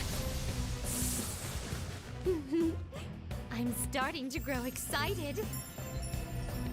I must say it's been rather a long time since I last felt this exhilarated. I am going to do this.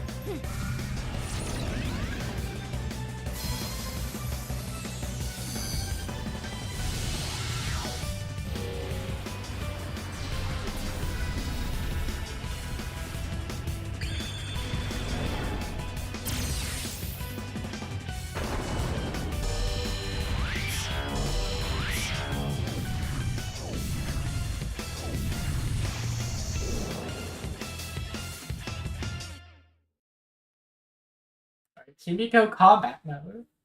It's okay. I can do this now. From here on out, I've made my decision. I'm going to stay and protect everyone. Now, show me the transformation of the potential within you. Burn it into my memory.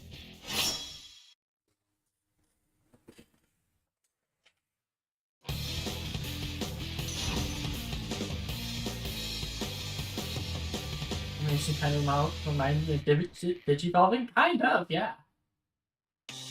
Finally. Summoning.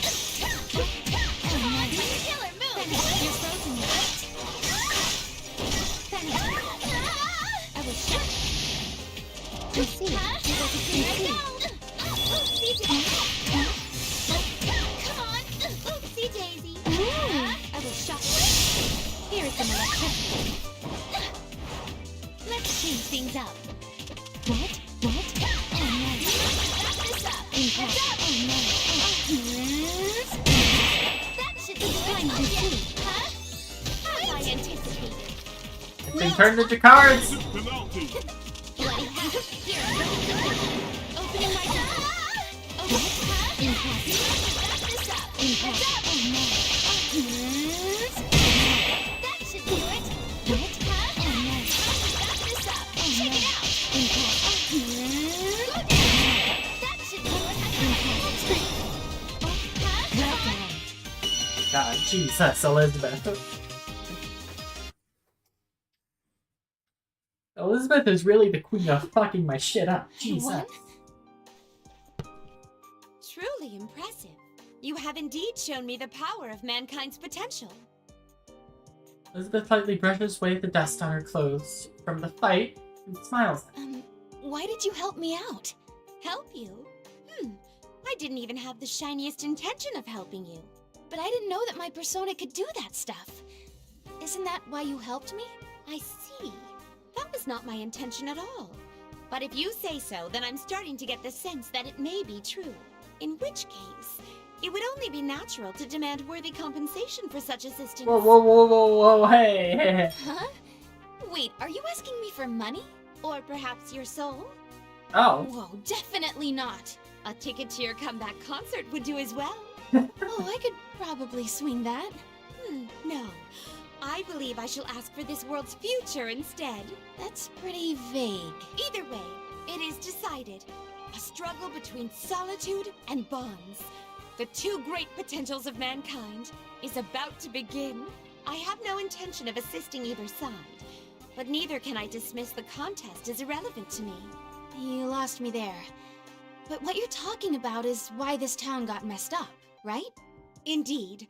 Whether your bonds will win the day, or whether that young man's solitude will emerge victorious. I am massively intrigued as to how this struggle will end. That young man. Whoa, are you talking about the culprit behind this? Dear me, I've accidentally slipped up. In any case, please look over there. Elizabeth points past the fog as if dodging her own words. Well, I'm not letting her off that easy, but she probably won't tell me anything more. I'm a little puzzled, but I go ahead and look at where she's pointing, and then I can't help but lean forward in utter shock. Out there on the hill, where Yasogami High should be, is this weird, huge tower. Looks like some kind of evil villain slip. I believe that is where the final battle will take place. It seems a number of your friends are already headed that way. What will you do, Miss Rosette? I'll go too, so I can fight with them. A perfect answer. I give you a gold star. She draws a large star with one hand and goes directly into an elegant bow. Probably headed off somewhere. I can't really figure her Well out. then, I bid you good luck, Miss Rosette. After I see her off and she vanishes into the fog, I look up. Got to Yasogami High. I'll help everyone this time for sure. Everyone, wait for me!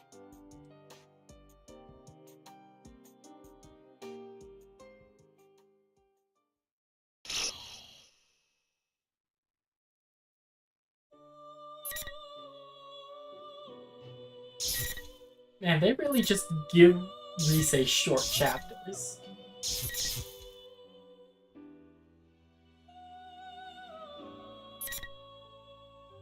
Deduction.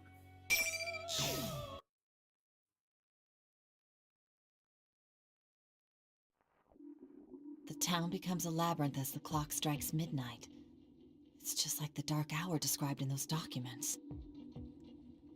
Take a deep breath and check my surroundings. First, I review the situation. If I remain calm and collect as much data as I can, I should be able to put together a picture of what's going No on. one's here yet. I'd have thought someone would have come straight to Juness.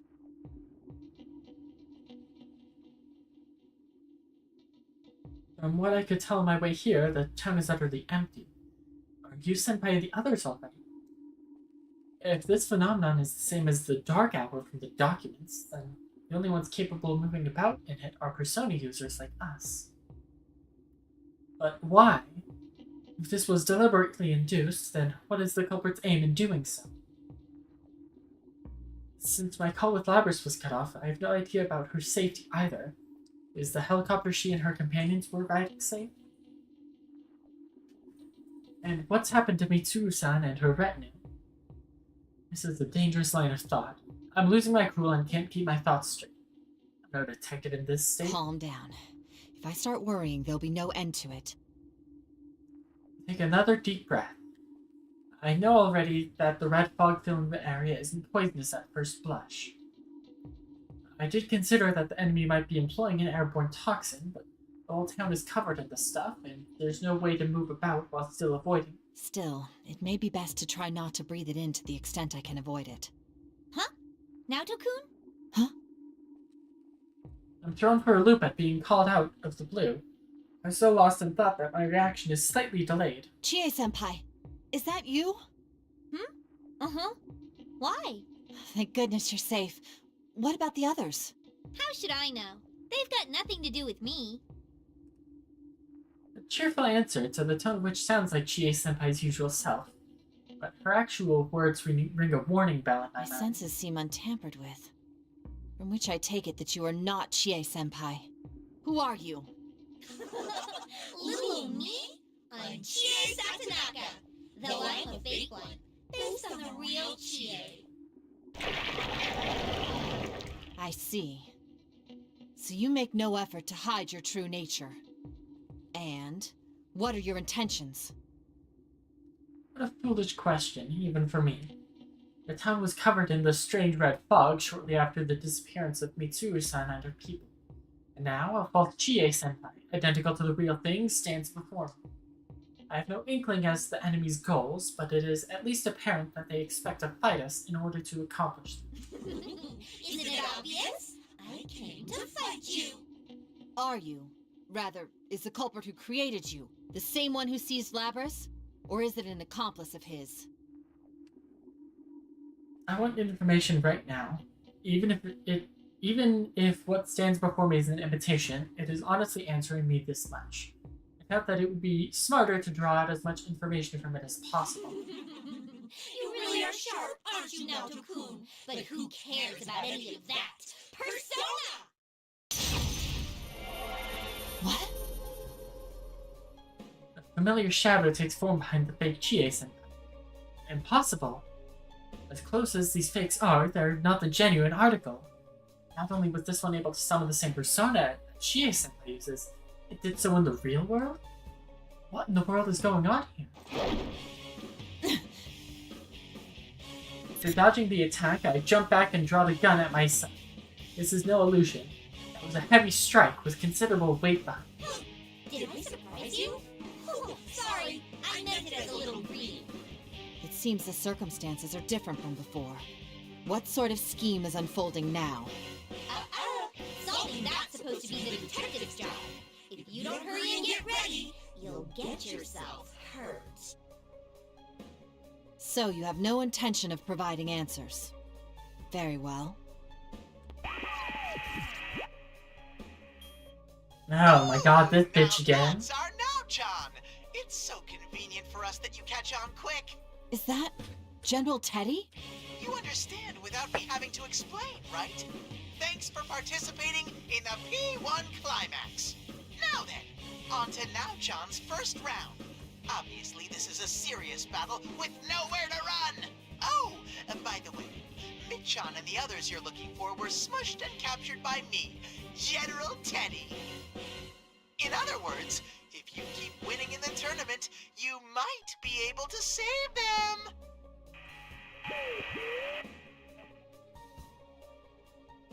Though I had considered this as a possibility, I can't help but furrow my brow at General Teddy's words. So Mitsuru-san and her team were indeed captured. The Shadow Operatives are professionals when it comes to shadow-related matters, so if our opponent captured them so easily, then we clearly cannot afford to underestimate. Oh, and you can use your persona too, Naoto-kun. Well then, bring on the ring!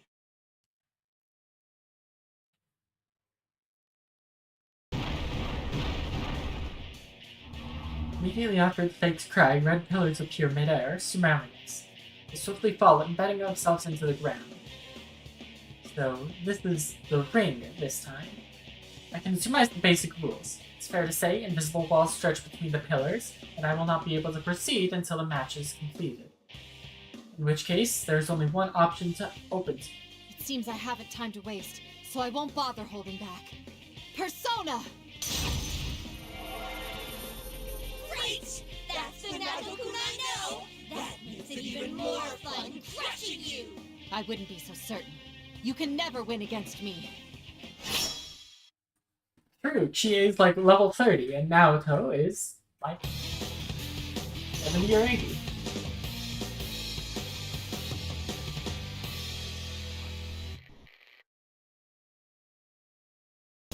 Finally!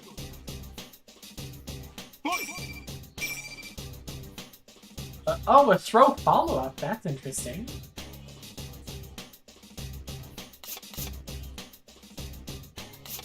And a counter. Shield of Justice.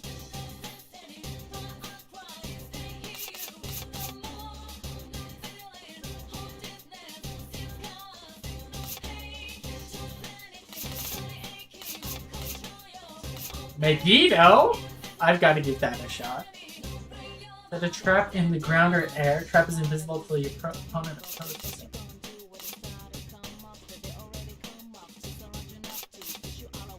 Tamaeon. Instantly KO the enemy. Light-based attack on the ground in front of her. The enemy's fate counter is at 0. I don't know what the fate counter is.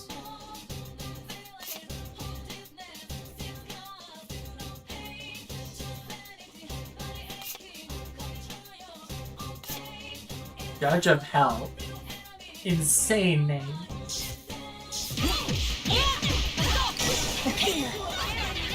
Nothing Oh, wait, seems is the fate counter that's still up there?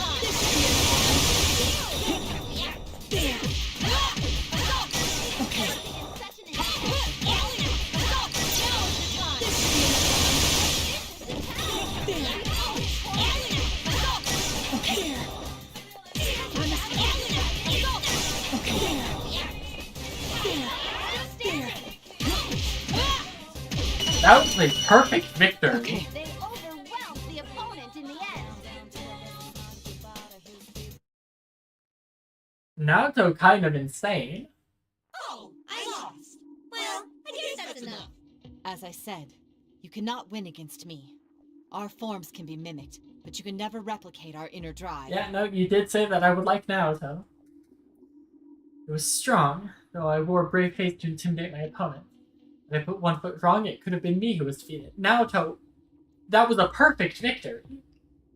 For some reason, I feel much more exhausted than I remember being the case when I would fight inside the TV world. Is it because of my opponent who's Is it because of my opponent's abilities? Or... This is a setup.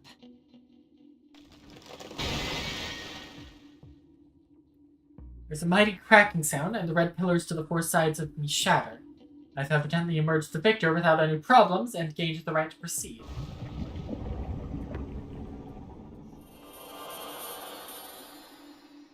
When that happens, the false Chie Senpai begins to disintegrate before my eyes. It must have been created by tampering with a shadow. Huh?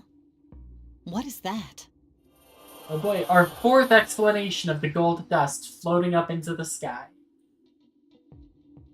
They form a ribbon of light, drawing an arc in the air and drift away in a particular direction, as if drawn to something. Thinking back upon the battle, I believe I saw similar grains of light whenever my persona and the fakes would clash. What are they? Could they be fragments of something? When I follow the light with my eyes, I can scarcely believe what I see. There's an enormous and bizarre-shaped structure where Yasogami High should be. Or anywhere else in the real world. The hill where Yasogami High is? The orbs of light are gathering there. Something's off. The opponent's methods are different from Labrys's case. They're challenging us head-on now. The salient aspects of this case are the red fog enveloping the real world, the giant tower atop Yasogami High, the grains of light that appear in battle, and the strange exhaustion I feel. Suddenly something pops into my mind. There's documents I obtained from public safety. One of them detailed a past case involving Mitsuru-san's team, involving a giant tower that only appeared during a special period of time. If I recall correctly, it was called Tartarus. That aberrant tower was built to call forth something monstrous. Is it possible that that... Is the culprit of this case intending to...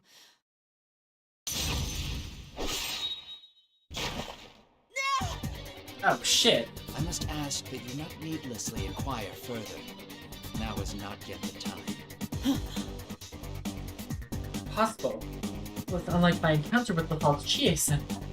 I was paying close attention to my surroundings, but this man suddenly appeared behind me, as if from thin air.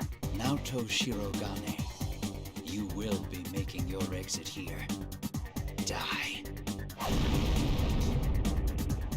Her voice pierces the red fog, and the next sound that reaches my ears is what seems to be a blade slicing her hair. Shit, is Naoto fucking dead? Holy shit, Naoto might just be fucking dead.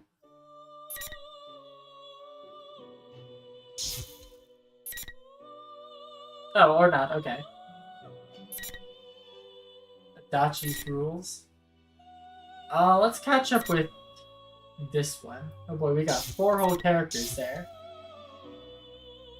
Nothing over here. I'm 40% of the way through this already, huh?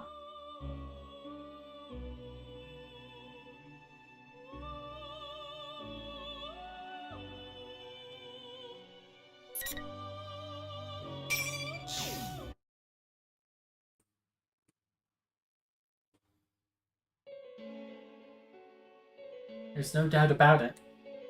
As we go down the fog-filled hallway, we see a man we're very familiar with. Could hardly forget his face. No way! Why is it Dachi-san?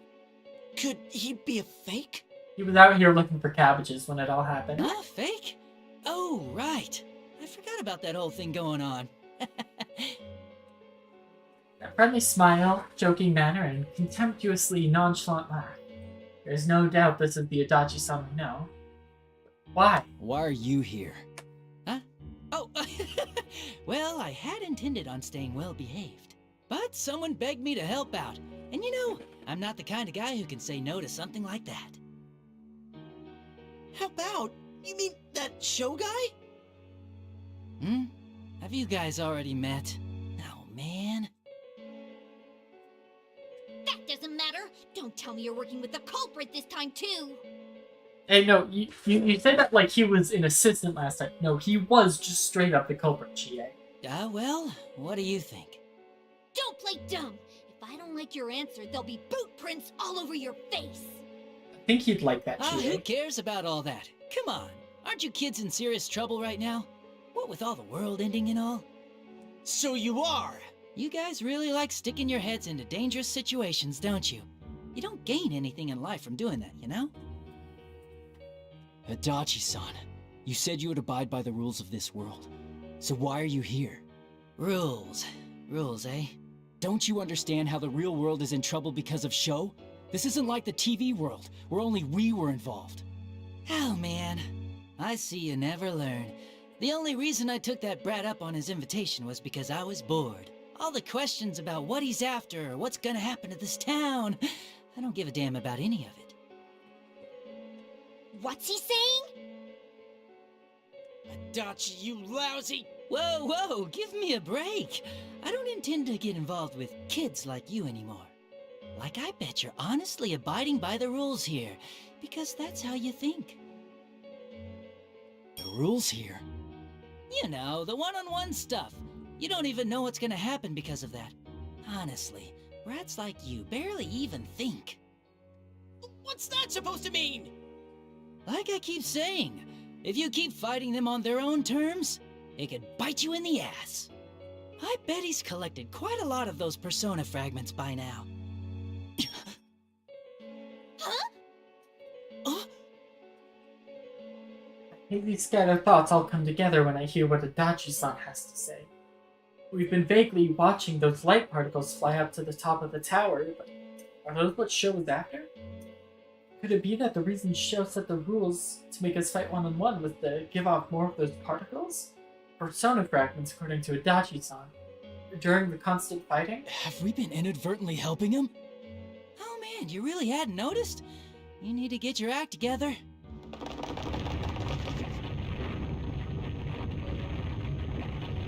Out of the blue, the distorted school building creaks with a loud noise. The jarring sound echoes in the depths of the red fog like an animal's growl. What was that just now? Looks like there's no more time left. Earlier than I expected. Well, that's why I need to get going. Good luck to you, I guess. Oh, and your friends who got caught? They might be in trouble if you leave them be, you know? Wait! What's that supposed to mean? It means just what it sounds like. Then again, I guess it might be impossible for just you three. Wait! Dachi-san turns his back on us and disappears into the red fog. Yosuke tries to go after him, but he slams straight into an invisible wall. That looked like it hurt. I hope he's okay. It's only then that I realize we're already surrounded on all sides by red pillars. You okay, Yosuke? This actually hurts more than you think. I mean, when did these get set up? How much longer are you gonna make me wait? You better entertain me at the very least. Shadow Kanji? Oh no, it's Shadow Akihiko. We turn around to see the bearer of the familiar voice. Inside the fog is a man standing as if to show off his well-developed muscles. He's topless from apart from a red cape. It's definitely one of Mitsuru-san's companions, Hiko-san. Welcome to the special ring. This place is truly a square jungle. It sure brings back memories. It really takes me back. Master? Oh, I'm glad that you're safe! As Chie tries to rush over, a sharp fist whizzes right in front of him. Something is obviously not right. For one thing, Akihiko-san should be captive somewhere, and for another, you wouldn't challenge us to a fight like this. Fake Akihiko-san. Don't you all long for the tensing of muscles and the clenching of fists? It's only seconds away. Step forward if you want to taste the match. I think I'm gonna go Chie. I think I like Chie the most out of these three. At least playstyle-wise.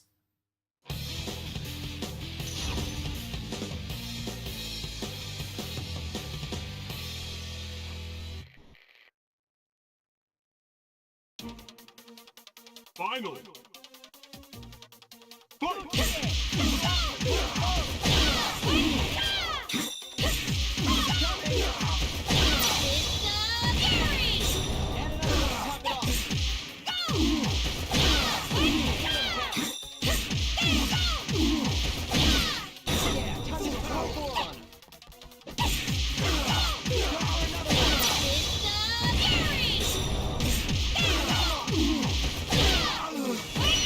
It's just that easy.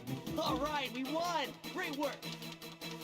I don't know if that counts as a perfect victory, because I did have a, that recoverable health. Alright, we won!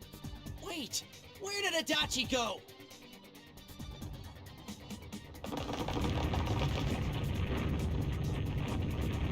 Hey, doesn't this shaking seem bad? It's been getting stronger and stronger! Yeah, looks like we don't have much time. Hey, hold on a sec. Adachi said something about persona fragments earlier. What did he mean? Last time, Sho tried to get powerful shadows by shaking us up so our personas would turn back to their original form. And this time, he's lured us into this red fog and made us fight our fakes, so we can carve off persona fragments in the process. Oh, you mean those balls of light that pop out when we fight against the fakes? Probably, yeah. Sho is trying to do something with the persona fragments he's collecting. But what, though? Is he gonna make a new persona for himself with them? I don't know.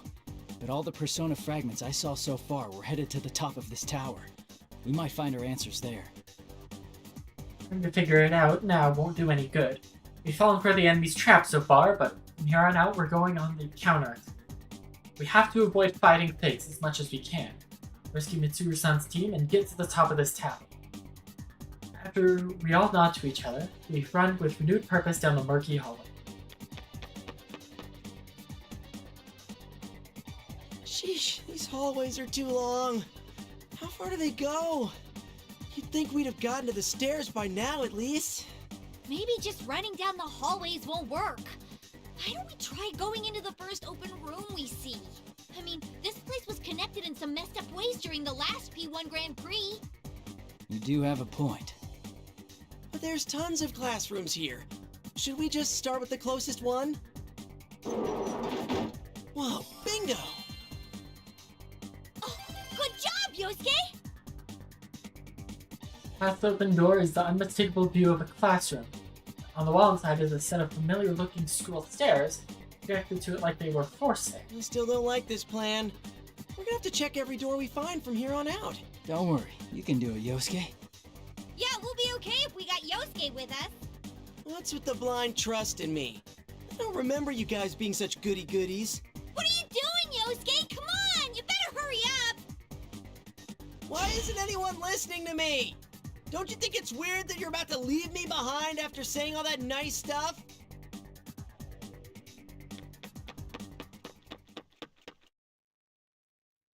Just as Yosuke suspected, our progress from the next floor on gets pretty rough.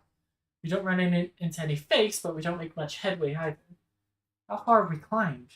Feeling impatient, I put my hand on a nearby door and throw it open. Hey, Yukon! A giant guillotine-like blade whooshes by right before my eyes. I dodged barely, but it was much too close for comfort. You dodged. Not too shabby, Yukon. That voice! Why don't you hurry up and come in? I'm bored Was it out of my Labrys? soul waiting for you guys. I cautiously step into the classroom. Inside, we find stairs leading up and a figure blocking them. Just as I thought. Labrys! Like you don't already know. Yeah, I'm a fake Labrys. So, let's see how much of your persona I can carve off, Kate. You're going too far. What are you trying to do with all these persona fragments? What do you care? Win or lose, you're all gonna die anyways. I got nothing to tell you. Now, bring on the ring!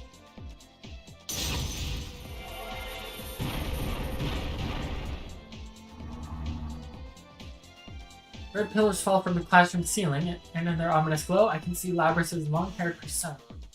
For a second, I was fearing the worst, but this doesn't seem to be Labrys' shadow. More like a fake Labrys created from a shadow. Whichever it is, it touches the giant axe from its back and grips it in its metallic hands. The fake Labrys stares at us with golden eyes and takes a fighting stance. I'm a weapon, a special destroyer made only to eliminate the enemy. Underestimate me, and you'll end up with more than just a scratch. Right back with TA. That English Labrys has a Boston accent. I mean, that's the only Labrys I've heard.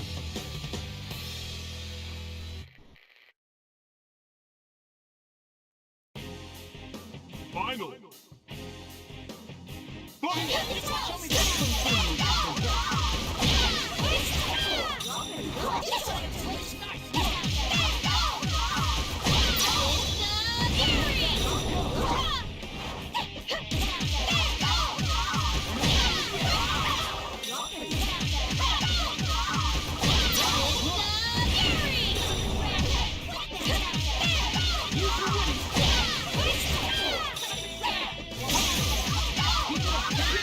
Perfect victory, FGA again. No complaints here.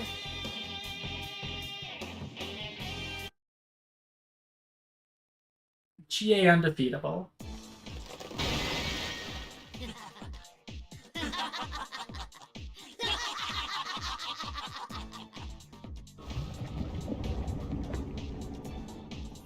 Unfortunately, the fake Labrys wasn't the just walking here.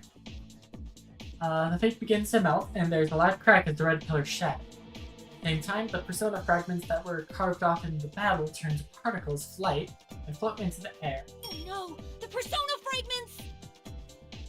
She looks like she's about to chase after them, but Yosuke stops her. I understand how she feels, but Yosuke's right.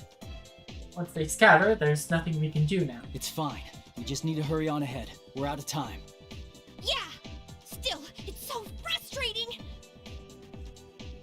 GA seems frustrated, but she agrees. It's almost as if she just, said that she was frustrated. know it's hard for her to sit around idly, even though she understands. Hey, something just crossed my mind. Personas were originally our shadows, right? What's this all about? No, I was thinking about what the culprit's after. I wondered why he'd be so hell-bent on our personas. Huh? Well, think about it. There's a bunch of shadows in the TV world, so why is he so fixated on our personas? Good question. Yosuke's absolutely right. Last time, the culprit was targeting our personas to collect powerful shadows. But not this time. If he wanted to play it safe, he wouldn't have goaded a bunch of persona users into a fight with him. Especially since we've already got a score to settle. Besides, just because the TV world is peaceful again, doesn't mean all the shadows have gone away. If that's all he wanted, he could just gather those. Really, the culprit was controlling shadows to make fake versions of us to fight for him. But then, why go through all the trouble of preparing these arenas and carving away at our personas? Does he want revenge for last time? I don't know. The show didn't seem to care about that, so why? There must be a reason he's targeting our personas in particular. Some reason why it can't be just any old shadows? Yosuke and Chie are stumped too. We need some more hints. We're missing some key information. Or maybe I just haven't put it together yet? A mysterious young man named Sho, Stone of Fragments, and Adachi-san. No, there's still a lot less left for us to find out.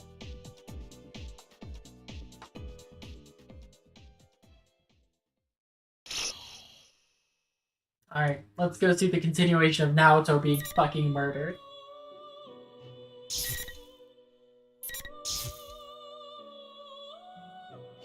So it seems like this path is just like the combination of like everyone meets up.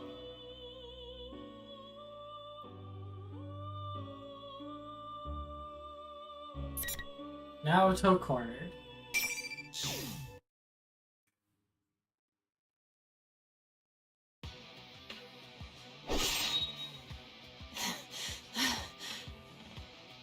The strike I barely dodged grazes my cheek and slices through the air.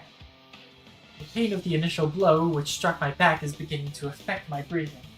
My throat constricts and I have difficulty getting air into my lungs. Naoto, did you learn Dairahan? I feel like Naoto learned Dairahan.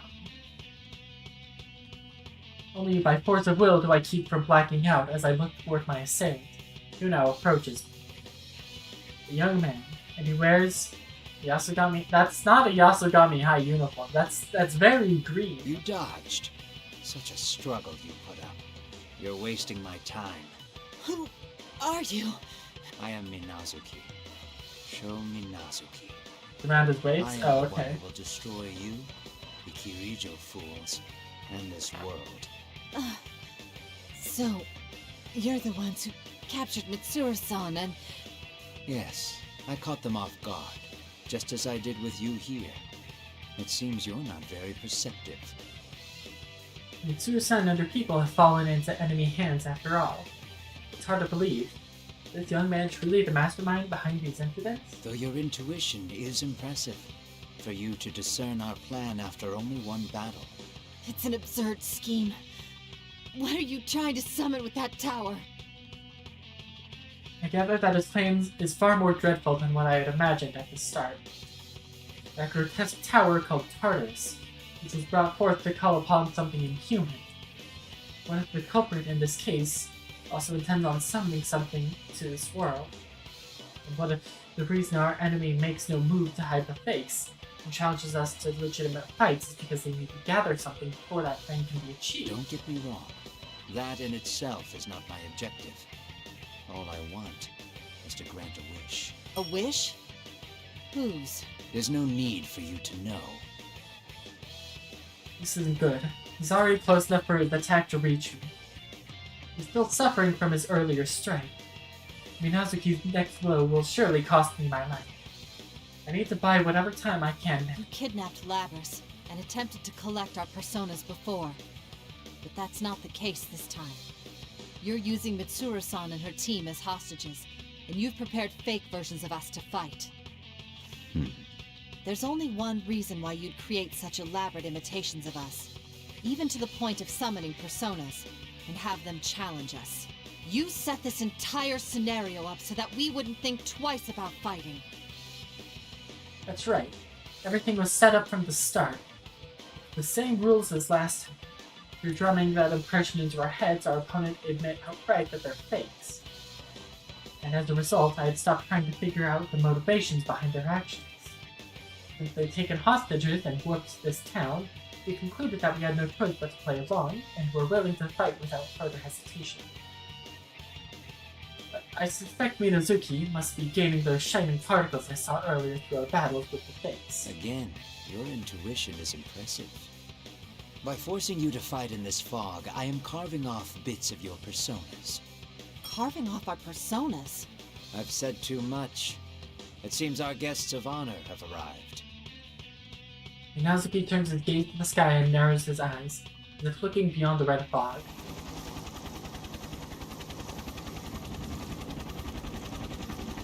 Minazuki. Like zucchini. Simultaneously, the faint sound of a helicopter becomes I evident. enjoyed my time with you. Shouldn't the helicopter not work if this is the dark hour? Again, I'd like to speak with you further.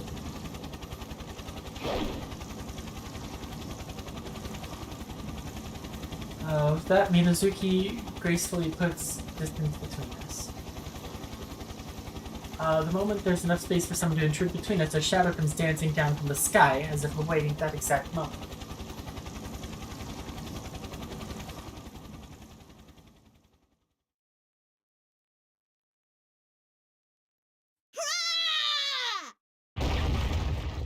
Oh, it's gonna be Labrys, the real one. Labrys? Don't worry now, Takun, I gotcha. Labrys, don't let your guard down.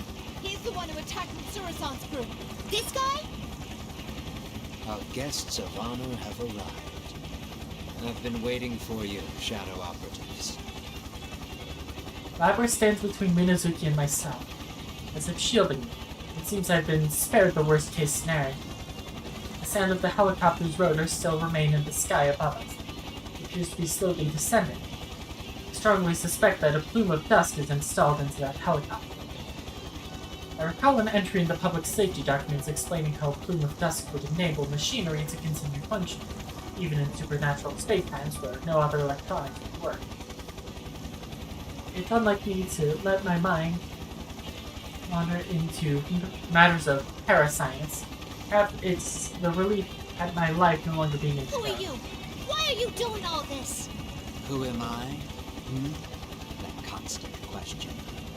It's quite intriguing that a machine created for suppressing shadows would ask you. What? But first, let me see the rest of you. Minazuki keeps his eyes on Labrys. A black liquid shadow rises from behind him, instantly ascending to the helicopter. It's a shadow. No, a persona. It needs to take down that helicopter. No! Yukari-san! Capcom! Oh, Amada's here. Labrys cries out in desperation. Sony users, though they may be, they are still human. They go down along with the helicopter, therein, they'll be grievously wounded at best. Persona! An unfamiliar woman's voice calls out from within the helicopter. All at once, a tremendous gust of wind swirls about the helicopter, repelling the Black Shadow's ambush at the last second. Quite the persona user. However... Yukari-san, he's winding up for another one! We're getting off, Koromaru! And Koromaru! Just as the whirlwind dies down, an attack originating from within the helicopter sweeps toward Minazuki's persona, which was primed to attack again. Amazing! What perfectly timed maneuver! The surrounding fog lights up, and as the personas clash at each other, the grains of light that Minazuki is after disperse. At the same time, three figures jump out of the helicopter and descend towards us.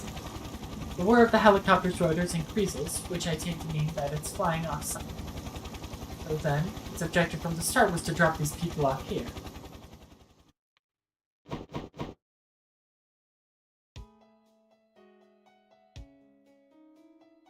I look once again to the two new arrivals and the animal that have descended upon the food court. What the dog doing? Ah, I know who they are. After all, it was only a moment ago that I was at Inaba Station reviewing the documents pertaining to them. That was close. But now that we're here, you don't get to do whatever you want anymore. Naoto Shirogane, right? Are you all okay? We'll handle this.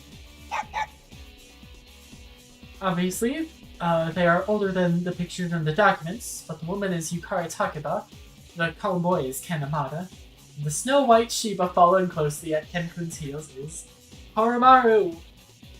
Fun. They were all involved with the incident which occurred when Mitsuru-san was in high school, and though they are not officially numbered members, they are persona users in the Shadow Operatives Emergency Suppression Unit, the auxiliary staff. Labrys, I'm trusting Naoto-kun with you. Gotcha! You don't have to worry about a thing now. So you're our enemy. You won't escape now. The three of them fan out to Minazuki's left and right, readying themselves for combat. Such efficient tactical movements, all while never dropping their guard. I wonder how often one must face death in order to become like The players have finally gathered. It's nice to meet you. I am Minazuki. Sho Minazuki. I wanted to meet you all, especially Kirijo. You are the ones who killed his father, after all. What's he talking about? I don't know. Who knows? I don't really care either. I have no intention of fighting you now. I only wished to see your faces. His frown. Minazuki's phrasing catches my attention. This could be an important clue to the culprit's motives. Could Minazuki mean that he instigated this in order to avenge someone whose parent or parents were killed? Perhaps he's seeking revenge on the Shadow Operatives. No, that's not right. Given that they took Mitsuru-san's group hostage, and some of the others here, it seems more likely that Minazuki wants revenge on Mitsuru-san and her associates from high school. I'll be heading back now. Take your time here. When Minazuki raises his hand, a different voice echoes from further in. It's a voice I know only too well. Don't get the wrong idea. I'll be your opponent. What's going on? Another Naoto-kun? Don't be deceived. That's an imitation of me. An imitation? Huh. That sounds like the kind of dirty trick they'd pull. Huh. It seems I'll be facing those who are participating in the Grand Prix for the first time. I hate to waste time, so let's simply begin now. Bring on the ring! My doppelganger raises one hand to the sky. It means to some of the red pillars that form the arena. I'm still too badly injured to dodge this, but I can't allow us all to be trapped here. Everyone, get away from me! Hurry! Yukari-san, Konomaru, spread out! Kari-san, Ken-kun, and Koromaru-san jump back in response to my warning shout. Labrys, on the other hand, maintains her position, shielding me, making no attempt at all to move. I see now. Kari-san told Labrys that I'm trusting Naoto-kun with you, and Labrys would never abandon her duties. Yukari-san and Ken-kun understand that as well, and so Labrys was not mentioned when Ken-kun gave the order to spread out. Very efficient teamwork. I feel that I understand the secret behind the Shadow Operative's strength somewhat. The four red pillars that fall from the sky embed themselves firmly into the food court's floor and release a dull light. Thank goodness, Yukari-san and the others seem to have escaped the pillar's field of influence. What's going on? Wait, what the? Where's the culprit? What? Wait, when did he... Now that they mention it, I too realize for the first time that Minazuki is nowhere to be seen. Minazuki's presence is completely gone. Vanished from the area just as suddenly as it appeared behind me. Like I said, I'll be your opponent. Don't worry. A version of myself so close to death, and a machine who's just joined the Shadow Operatives would be pretty sorry prey. So just this once, while no attacks are still allowed from outside, I'll agree to fight whoever enters the arena. Now, of course, once you pass those red pillars, invisible walls prevent anyone from leaving until I defeat it in single combat. Invisible walls. That's just ridiculous. No! Hikari-san tries to take a step forward and hits her head badly on the invisible wall. Perhaps I gave them too much credit before. Possible that these shadow operatives are, in fact, surprisingly careless. This is just like the last P1 Grand Prix, except we're in the real world. Oh my god. Fuck off, Teddy. Oh, General Teddy here. Long time no see, Labby-chan. Oh, don't look so shocked. Let's see if I can guess what you were thinking. No, you're supposed to be my shadow. Why? Or something like that. Is that Inaba's persona user, Teddy? He doesn't look like a bear to me. He just looks like a plush mascot. Is he dressed up like that on purpose? Oh. You there! Silence in the peanut gallery! How dare you call my bona fides into question? I'll have you... Crap, he heard me. This is your last chance to push your luck like that. Labby-chan and Now-chan aren't getting out of here until you win a one-on-one fight. So, are you okay with that? Are you gonna move on without your friends? Hurry up and decide whether you're gonna enter the ring or not! Will you shut up? Fine, let's do this. I'll go in and... No, please move on! Huh? You can't let him provoke you. The culprit's aim is to make us fight against our doubles, thereby carving off our personas. Carve off our personas? Mitsuru-san and the others are within the tower on the hill. It won't be easy, but try and avoid combat with the imitations as you rescue them. Okay, Labrys, we're leaving the rest to you.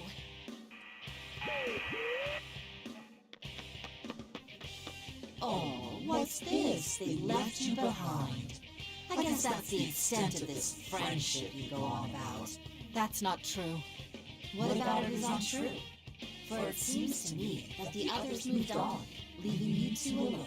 You clearly have no understanding of the bonds between people. Yeah, what she said. They didn't ditch us. Yukari-san believes in me, so that's why she trusted me to take care of Naoto-kun. And that's why I'm gonna make sure to knock you out of the park myself. Fighting is Labrys? Damn.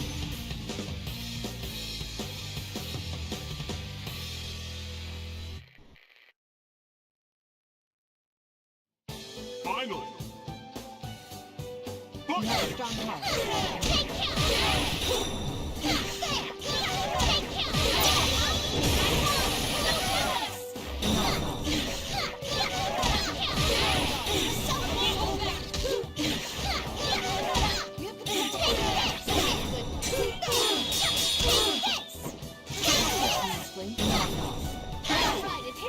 Perfect victory.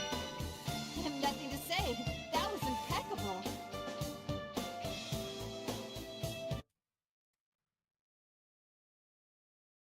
What a fantastic battle!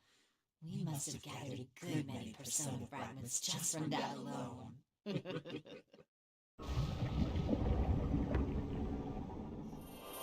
Labrys, do you have like a vacuum attachment you can use to like suck those back in? You have to be melted into a puddle in the center of the food court. It's the most unpleasant sight to behold. Crackling sound, the red pillars are falling apart, invisible walls should be gone. Is it okay, Naoto-kun? We ended up fighting this thing. There was no getting around it. Our enemy has Mitsuru-san, her friends, and this town hostage. Besides, we had no means of escape. So, everything was set up perfect. Who do you think that Minazuki guy is? I don't know, but... Oh, that's right, you took like a sword to the back. Can't help but fault my knees from the pain I'd forgotten about. I haven't completely recovered from Minazuki's strike yet. Naoto-kun! Labrys promptly lends me her shoulder. This may be an odd thing to say, but it's at times like this that I truly feel I've made friends. Not that I'd ever say such things in front of my senpai. Thank you, Labrys. You truly saved my life. Come on, no need to thank me. I told you it was my turn to help you guys out. But what about Yukon and them? We inform each other of what's happened up to this point and exchange information. Labrys' team was investigating Inaba Pass, where Mitsuru-san's group were missing, and were headed here after filling up on gas. While we spoke on the phone, midnight struck and she saw the change in the town from the air. It seems that the red fog suddenly rose up to cover the town, and a giant tower appeared on the hill where Yasugami High is situated. In addition to Yukari-san, Pen-kun, and Koromaru-san, there was a man of the town by the name of Junpei Iori, whom they haven't yet been able to meet up with. All told, the Shadow Operatives sent 4 people, rather 3 people and a dog. Just like I thought. Though that fake you was a tough customer. What in the world are they? The imitations seem to be crafted from shadows. I'm astonished that they can even copy our persona abilities. But that aside, let's hurry, Labrys. There's actually something I couldn't tell Yukari-san earlier. Huh? What's that? It's that young man Minazuki's true objective. He's gathering persona fragments from us, in an attempt to summon something hideous. Something hideous? Indeed. He'll use the tower looming on the hill, just as Tartarus was used when Mitsuru-san and her friends were in high school. I don't know what in particular he intends to bring forth, but there's no denying that his aim is something along those lines. Really? Oh yeah, I actually felt something odd about that guy myself. Odd? In what way? Well, when I got close to him, I felt something strange. It was exactly like the feeling I get from those plumes of dusk we have as cores. Oh. Does this mean he had a plume of dusk in his possession? Not exactly. It wasn't that he had one on him. It was more like it was synced up with his heart. It felt just like ours do. Synced with his heart? I don't understand. The plume of dusk was integrated into the core of Labrys and her sister, Unit Aegis. It plays the role of a heart in their mechanical bodies. But that man Minazuki seemed to be no different from us at first glance. What could it mean that she detected a plume of dusk in him? The faint light that's been scattered everywhere is gathering, and I'm starting to see the outline of the truth. But there are still missing pieces. If we rescue Mitsuru-san's group and learn what they know, then I expect we'll be able to reach some sort of conclusion. Labrys looks into my face as I'm lost in thought and smiles to try and cheer me up. Relax. We'll never lose. You saw us fight earlier, right? Yukari-san and Ken-kun can really kick some ass. Labrys speaks with satisfaction, with a proud look on her face. It's a far cry from the Labrys I first met a few days ago. It seems you've made some wonderful friends, Labrys. Huh? Oh, you think it's okay for me to think of them that way? It's kinda embarrassing. That's how it is at the start. Once you come to realize it, though, you'll find that it turns to a warm feeling within you. Huh. Is that how it was for you, Naoto-kun? Who knows? Perhaps it was. I recall when I first met my senpai, and a wry smile forms on my lips. Feeling a bit embarrassed at this, I pull out to bring my hat down over my eyes. It's not just Labrys. The same is true for me and many others I've met. We all go through this process to find what's precious and irreplaceable to us. Let's go rendezvous with the others.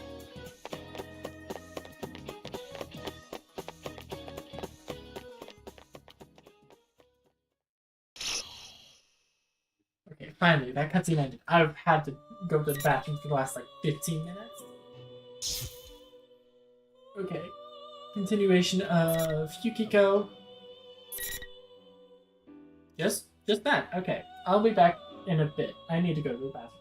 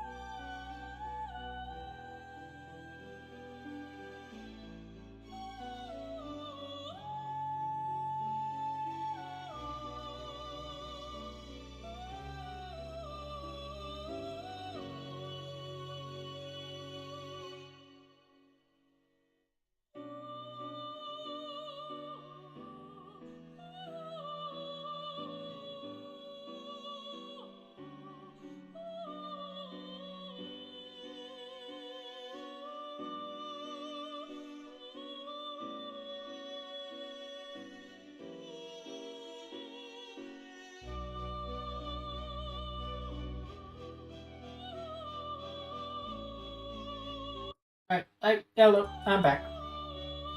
Let's see. I think saving Akihiko's the only thing we have.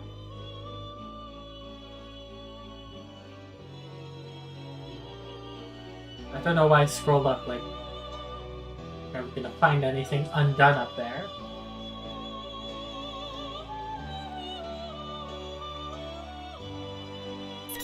Alright, saving Private Akihiko.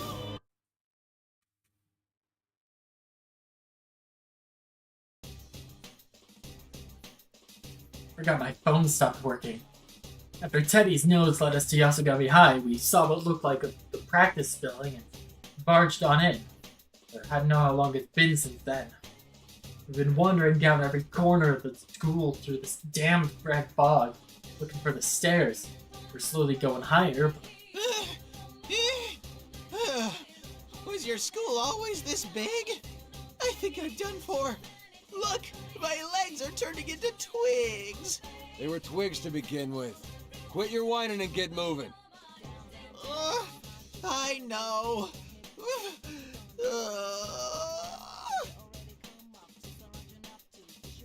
Nah, I know Ted's got a right to complain.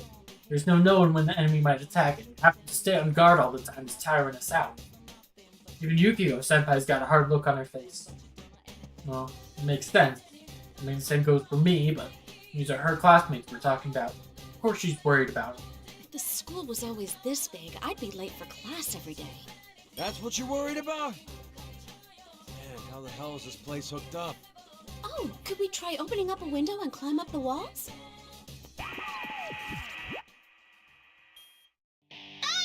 What are you thinking? Yuki-chan, that's against the rules!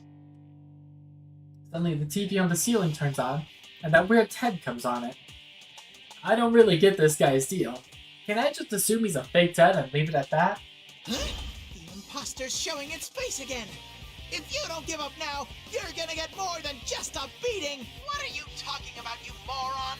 I'm the one who wants to punish you! Shouldn't you all be trying harder than this? Don't you understand the situation you're in? If you don't hurry, the world really is going to end! Yet you keep dallying around and wandering all over! None of you have any guts, I say! Shut up! Do you want to end the world or not? Which is it? If you didn't want us to get lost, you should have made us a straight path, damn it! That would defeat the purpose of the P1 climax! It's only natural for the bad guys to be mean. Huh. Fine. Now hear this!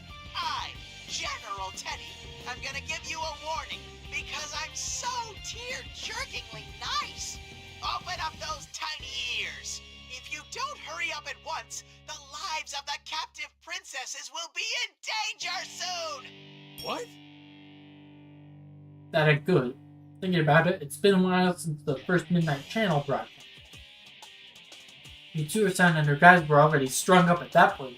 No surprise they'd be exhausted. God damn this fake Ted. What a dirty trick. Oh! Yuki-chan? What was that for?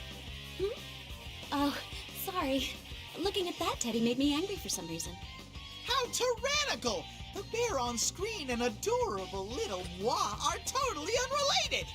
Adorable little moi is totally unrelated! Grrr, don't copy me! Don't copy me!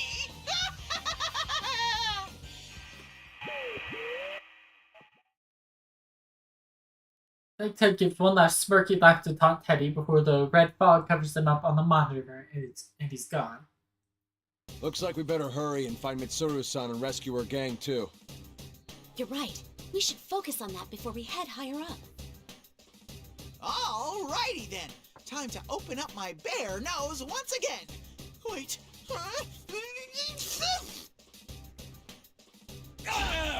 Why do you keep turning our way when you sneeze? It's no use! The red fog's been so thick ever since we got into this building. My nose isn't working at all! Try harder, Teddy! Well, if Yuki-chan gave me a big fat... Yeah, we're skipping Enough of corny this Teddy. bullshit. Hurry up and put that nose of yours to work! My nose is very delicate! Searching through this fog makes my sneezing unstoppable! Don't worry, Teddy. I have lots of tissues. Yuki-chan, are you doing that on purpose? I don't need tissues. I need smooches. You can do this, right, Teddy? Pay me no mind. Teddy knows. Full on searching. Feeling the pressure from Yukiko-senpai's icy smile, Teddy starts switching his nose every which way. I don't get how that counts as full-on searching, but I can tell he's desperate. Maybe that whole unconquerable snow black thing's got some truth to it. I do sense something, but... What? Oh, here we go! Please tell me he's not going to start I sneezing. smell something like Michan and her friends from over there! Bastard guy! You got your snot all over me! You're doing this on purpose, huh? Well, all that aside, Teddy's nose is all we got to go on now. When we go in the direction he pointed out, we can sort of barely see the door to the music room at the end of the hall. Nice! That means someone from Mitsuru-san's crew is there. Feeling better about this, I grabbed the door and pulled it open with enough force to bust it down. Figure if there's a hostage here, there's gotta be a fake here too. If that's the case, I'll give him a little fist sandwich as soon as I see him. Whoa! Who's that? Ah! We found a crucified Aki! Hang in there! Akihiko-san! What a horrible thing to do. Damn it. Akihiko-san is up on a cross just like they showed on the Midnight Channel. He's limp like he's unconscious, and seems pretty out of it. And I remember this guy being pretty strong too. If they can do this to a guy like him, whoever we're up against might be tougher than we thought. The goofy move from a second ago goes away in a snap. We start inching back to back while checking out our surroundings. That's when I notice there's another guy in the corner of the classroom. I've never seen him before. Means... Hey, Pops! Are you the goddamn culprit? Pops? You mean me? Shh, shh. Youngins these days are so rude. The guy who comes out is some suspicious-looking dude with a red bat and a goatee. He sure looks shady enough to be the culprit. Huh?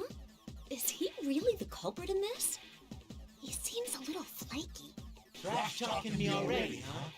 I'm the lethal weapon of the Shadow Hours. Junpei Iori's fake. Oh, so you're a fake? We don't actually know the real one, so how shocked should we act at learning you're the fake? No two ways about it. He's a dumbass. What the hell is this guy saying? Can't tell if he's here to mess with us or make us laugh. What's he doing mixed in with fakes of us? Shut up! Anyway, your game ends here. Here goes! Play ball!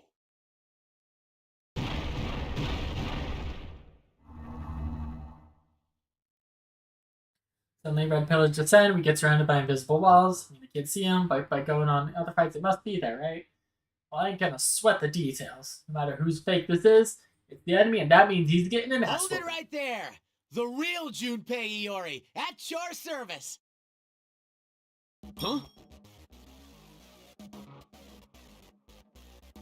When I thought I heard a voice from above, something comes falling down.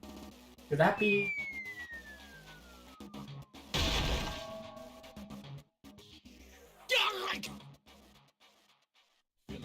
Oh, he fell on it.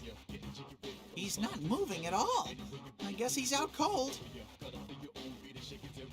I knew it. Dude who looks just like the fakey here is stuck on the invisible ceiling stretching between the red pillars. He's caught in one hell of a pose. Oh man, so lame. That's the original me? Even the fake is grumbling. That dude's no ordinary guy either. All the tension from a second ago is pretty much shot now. It's good for us since it helps us relax. All we gotta do now is beat down this fake. Enough of your damn mumbling! I'll crush you like an egg, so let's get to it! Mm-hmm. We need to make him take responsibility for doing such a horrible thing to Akihiko-san. I don't really care about Aki, but I never forgive an evildoer! Wow, they're totally pissed. Good thing the rules say this has to be one-on-one. All right, youngins, feel free to come at me. Yukiko. She's the one I've had easiest with in this group.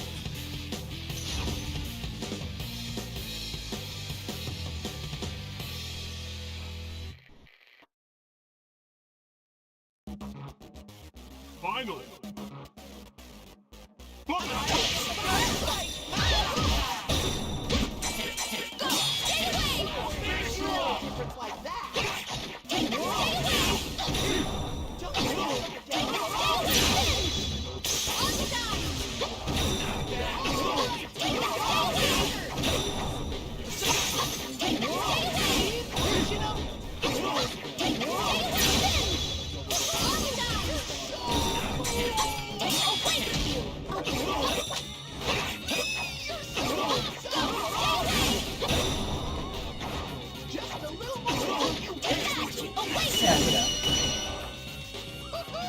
I'm glad you won! Easy peasy.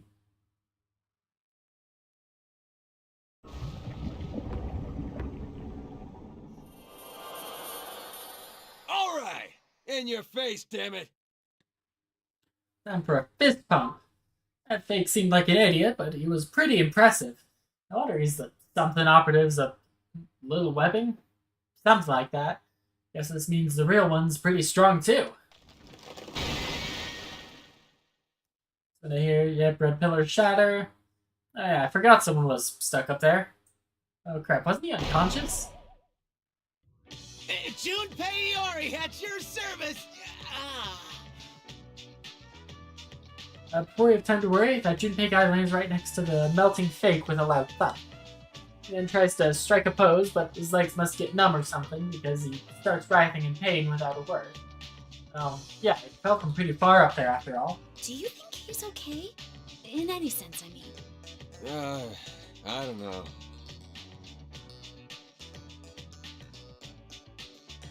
Anyway, we explained quick about our fakes and all the other crap that's happened to Junpei-san.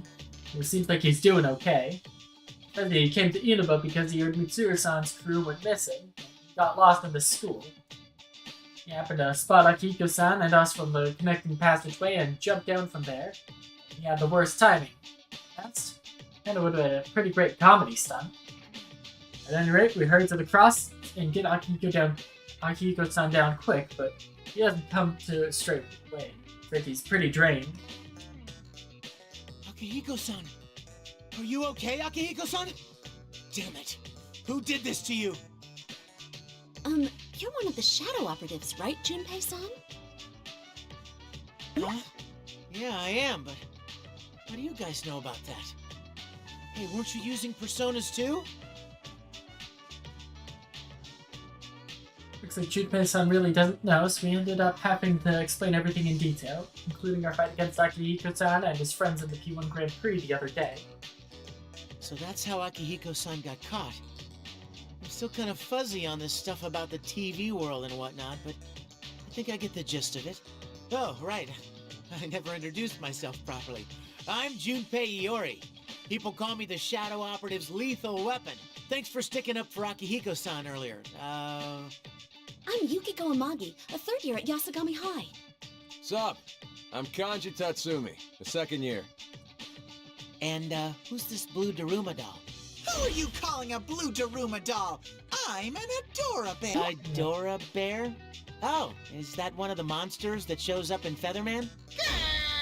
How rude! How could you not know how popular I am, you sweaty bearded batter? Oh, what's with all the ruckus? I'm trying to sleep here. Akihiko! Oh. Aki! You're awake! Oh, thank goodness he's alive! He wouldn't come around. I was getting worried, man. Relax. I was just taking a nap to get back some of the energy they stole. He's got some balls for a dude in his situation. But Akihiko-san's gotta know too. Bit stuff to keep us calm, the guy looks like he's got a lot to recover from. He's telling us how that cross-like thing he was on wasn't just for show. Being tied up to it felt like his strength was getting drained. Hiko-san thanks us all, then turns back to Junpei. But hey, it's been a while, Junpei. Were you the only one they called out?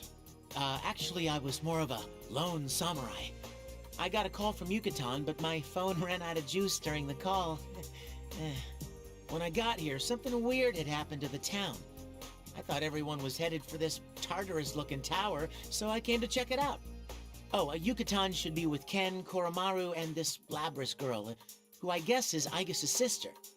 I never met her, though. Even Ken got called up?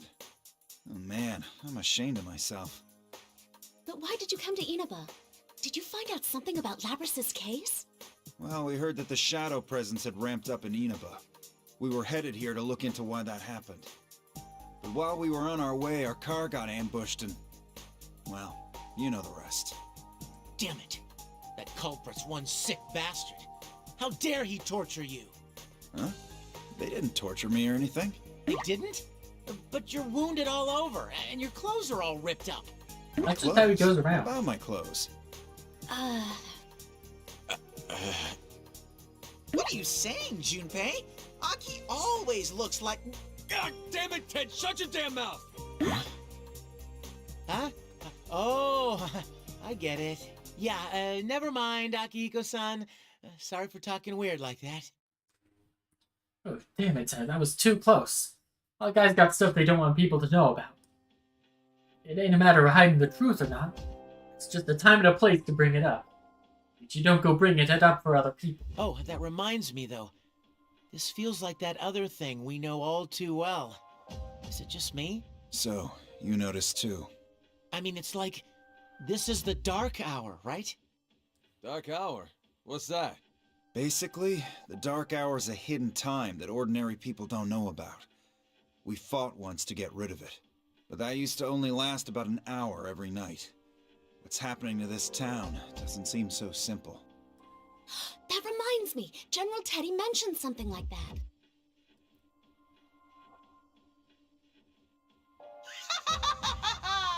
The P1 Climax!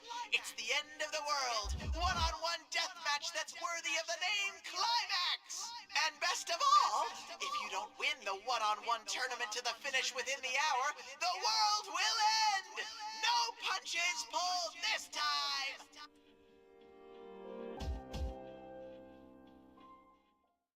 You explained to Akihiko-san what the fake Teddy said on the Midnight Channel right before our town got mixed up.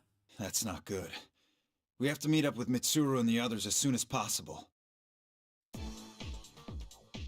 Yeah, now that I think about it, if we don't do something inside of an hour, does that mean the world will get stuck the way it is? We'd better hurry. But just as we're about to get going, we run into a problem. The damn door won't open. What the hell is this shit?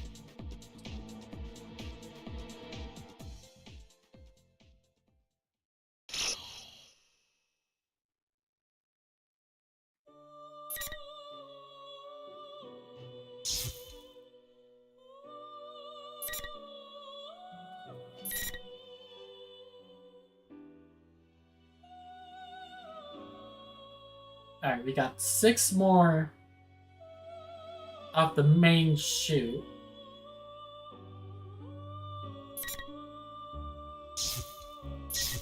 I say main chute like, you know, there's more people over here.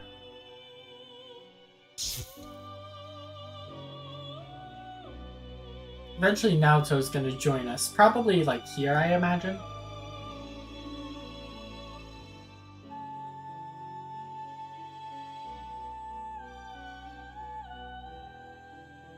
And then everyone over here will join us, like probably here.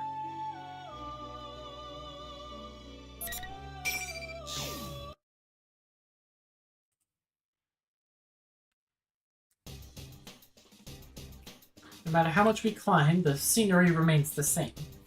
We should have gone up a number of floors by now, but my limbs have already gone numb. I'm not surprised that my friends have gone so quiet, given that there seems to be no end to this Hey, labyrinth. Yosuke, you haven't said a word all this time. Stop Stop being so quiet and say something fun. Dude, you're asking too much. I've got no energy to spare for that right now. Yeah, but being quiet gets me all anxious. Don't you have anything? Some inside info on discounts at the Junes Deli? Thank you for shopping! It's always Customer Appreciation Day. Of course it does! We're skipping that. Oh, meat. That tender juiciness. I think they're going delusional. Someone's here. Once we get up the flight of stairs, I stop their conversation. From not far off, we can hear two people talking, their voices echoing out through the hall.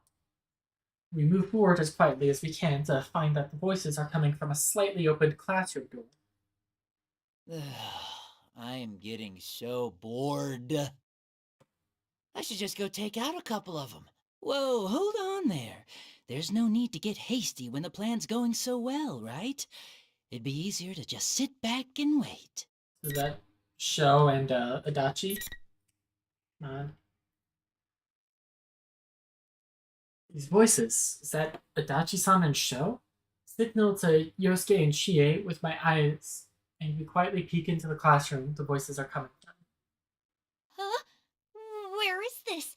Was there someplace like this at our school?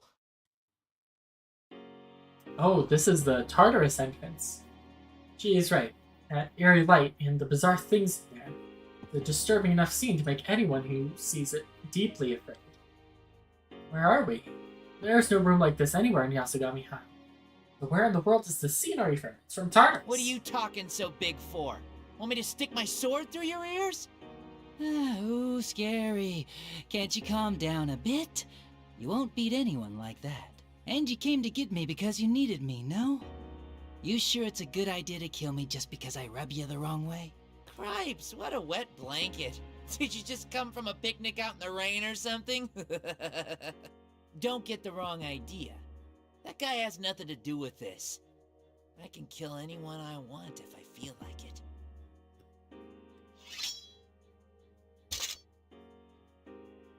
It's fast. The young man draws the sword smoothly and holds it to Adachi-san's throat.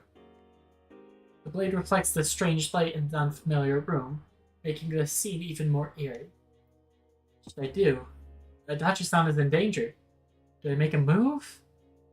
Then No. go on ahead. It's easy, right? Have you actually killed anyone before? Massive chill runs down my spine. Adachi-san's aloof tone, that dull gaze that expels all hope. It's like the mud at the bottom of a lightless river. Same gaze deflected all her pleas back then. Now it's brushing aside even Sho's threats. This guy's really pissing me off. Seemingly sensing the darkness within Adachi-san, Sho sheathes his blade. Seems pretty irritated. Having someone get the upper hand must really offend him. Hey, is that show guy insane? He's laughing and joking one second, and then the next, he pulls out his swords. Are they bickering with each other? And what was that about that guy?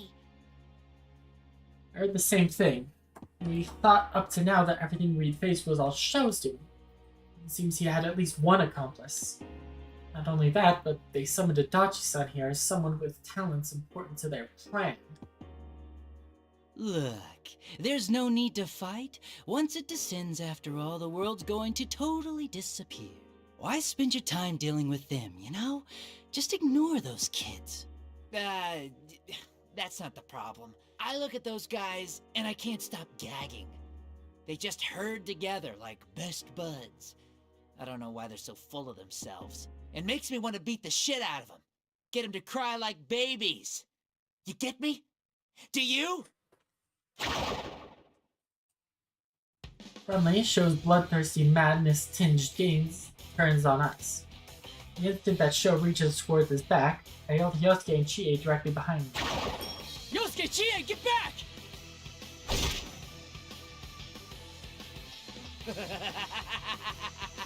You're so lame! Such a frickin' irritating bunch! I hate to even look at you! I just want to see you completely destroyed! There's no sense hiding any longer. I give Yosuke and Chie a look before slowly stepping into the classroom. They follow close behind me, and we face Sho with the bulk of their classroom between us. Show me Nazuki. What are you planning? Huh? Weren't you listening? I'm gonna get rid of all you disgusting pests and make this a world I can stand to live in. What? Don't be ridiculous. That won't help anybody but you. Yeah? So what? Of course it only helps me. I'm saying you're disgusting, so you should all just die. I mean, I follow the logic, but, like, he's not making sense, guys. This isn't funny anymore. You're totally nuts. Are you saying that nothing else matters as long as you're satisfied? Aha! Well, duh! Friends? Bonds? You worthless pests aren't accomplishing anything but licking each other's wounds! Shitty pests in this shitty world have no goddamn call to give me their shitty lectures. I'm telling you, I'm gonna get rid of every shred of everything. You really are a piece of shit that's not worth saving. You've got no right to do that. The world will be much quieter soon.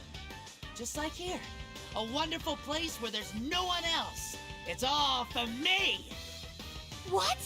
A world with no one else? Ugh, shut up, shut up, shut up, shut up, shut up! Just hurry up and get smashed to pieces, you shitty pests! Whoa, what are you getting all worked up for? You really shouldn't do that.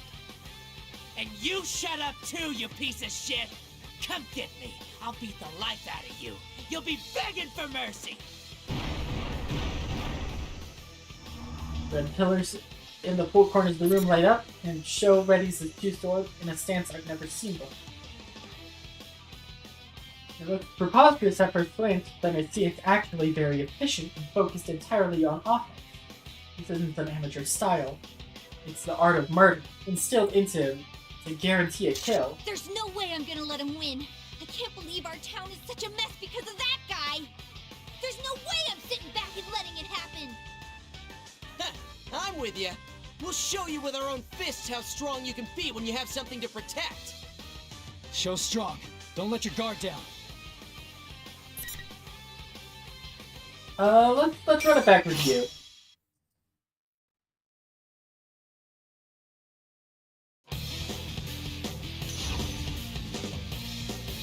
No persona listed on the show.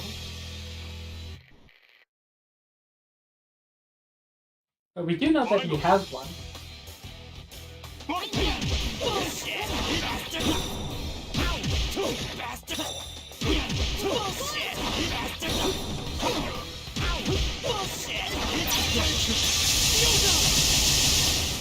Bullshit! And now you!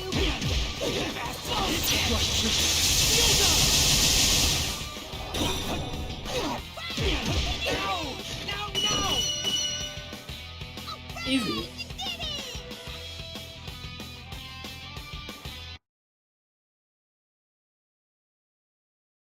You little...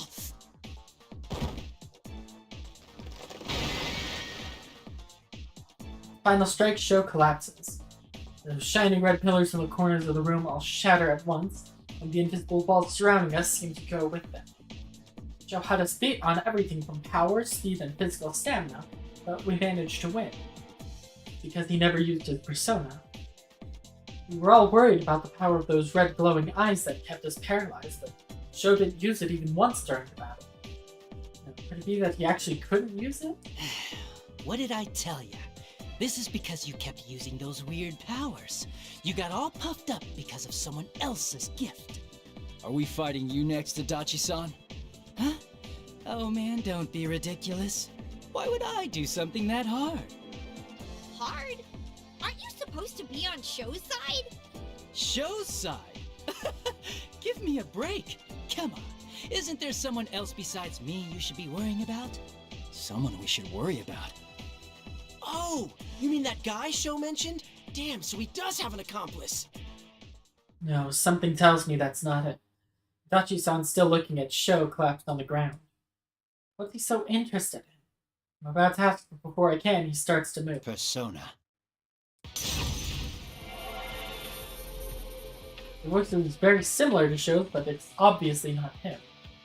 The moment Sho flips, a silhouette I've never seen before approaches me from behind him. Is this A persona?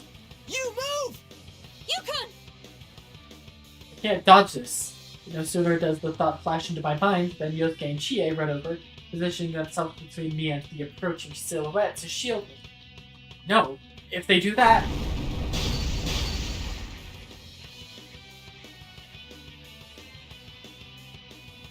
Yosuke! Chie! Sho slowly gets to his feet. Wait, but is this even him? He looks the same, but his stance and bearings are completely different from the Sho we fought a moment ago. What is and isn't Sho turns towards us in a ghostly manner and slowly raises his head, fixing an almost mechanical stare on us. Who in the world is this?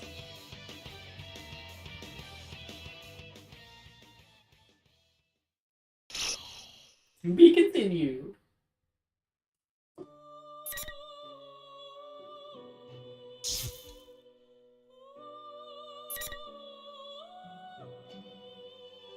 Rise! Idol versus hero.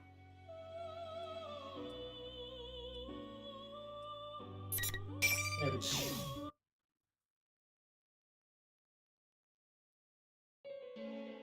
What is this? It's just like the TV world. I don't have the words to describe how much the school has changed. The building itself looks about the same, but on top of it is this weird tower. Now that I'm seeing it up close, it's really creepy. P1 Climax? So someone's holding one of those events in the real world? It was fine last time since I wasn't participating, but I bet I'm in the same boat as everyone else now. Jeez, I just hope I don't get stuck with a weird name like theirs. It's hard to see near the top because the fog's so thick, but I wonder if everyone's already inside the school building. Come, Persona! I fully opened my consciousness, concentrating my efforts on the inside of the school. I'd expected the interference to be this bad. Still, I'm sure I can do this now. As I concentrate harder, almost like I'm praying, a faint voice echoes in my mind. Yukari-chan, Yukari-chan, are you... Someone... That voice... Fukusan? Not coming from inside the school. On instinct, I run to where the voice was coming from and charge right into the gym.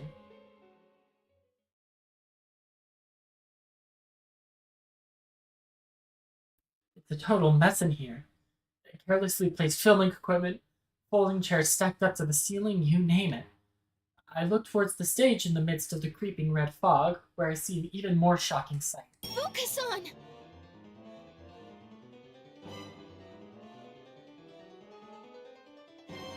On the center of the stage is a prop-like cross, with Fukusan's crucified on it, like she's being held up to public ridicule. She doesn't look well at all, and she's breathing in gasps. Who would do such a horrible thing to her? Near the cross is a person in pink clothes collapsed on the ground. Seems like she's the one Fukusan is calling to so desperately. Fukusan, hang on, I'll come free you! Rise-san? No, don't! You have to stay back! Huh? Ah! Fukusan notices me and cries out, I sense an odd presence and stop. And afterwards, a number of arrows pierce the ground in front of me, giving off sparks. That's close. What's going on here? Looks like you have a good sense for these things. No wonder you're their backup. I can't believe my eyes. It's from that live-action show on the air now, called Featherman Victory. What? Feather Pink? I don't get what's going on here at all. But actually, taking a closer look, there's something about the stage Fukusan's on. It's the stage from that club escapade on Port Island. On top of worrying about the girl collapsed on the ground, now I've got some kind of costumed hero attacking me. Is this a hidden camera thing? No, Rise-san! That's... Fukusan, take it easy! Fukusan's brow creases in pain as she tries to explain something to me. I don't really understand, but I'm getting a nasty feeling about that cross. All I know is that Fukusan is in a lot of pain, and that I need to rescue her as quickly as possible. But when I try to approach the cross, Feather Pink gets in my way. Please move aside! I need to free her! Then that may makes us enemies. I hope you're prepared, show this fiend. I, Feather Pink, shall strike you down! Rise-san, please, run! You have to get help! Rise is the help, Fuka. No. Thanks, Fuka-san, but it's okay. I can fight now. That's why I have this power, so I can be useful to everyone. Oh, you're not running away. Then we may as well get started. Bring on the ring! Oh, let me guess. 4 red pillars are gonna crash down with invisible walls. When Feather Pink raises her right hand, like a costume hero's finishing move, glow red pillars, yeah. At the same time, the gym's red curtain falls, hiding the escapade stage. You can't hear Fuka-san's voice anymore, or even sense it. Peace and quiet at last. Now, are you ready? Persona! Huh? Wait a second, she can use a persona? Isn't that a little on the heavy side for my first fight? Ready? And action! Feather Pink attacks right on cue. And it's not a practice attack like in shows, but a full force move meant to kill. I shrink away, managing to dodge. She's really showing no mercy. But once again, I feel the fear in actual battle puts into you. But my senpai fought through these feelings. Get a little twinge in my chest from the guilt. I'm different now, though. I can do this too. Persona! Hey, are you sure you should be here? Why not leave this stuff to us and do your thing from a safe distance? Isn't that all an idol's good for? You're more like a mascot than a member of the team, so you really shouldn't be out on the front. That hurt. Because I know Feather Pink is right.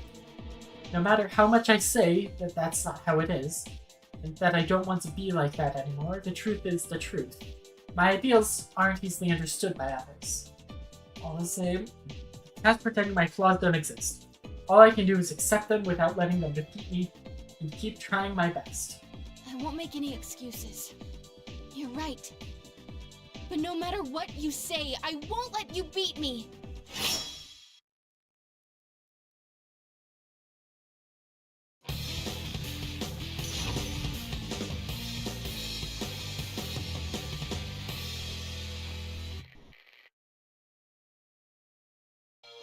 Finally! Fight! Here I go! Turning into a one-sided battle! That's my killer move! Come on! Remember, heads up! This will be good! Back this up! Let's go! That should do it! Come on! Oh yeah! See it! Looks like this. A round of applause for both sides!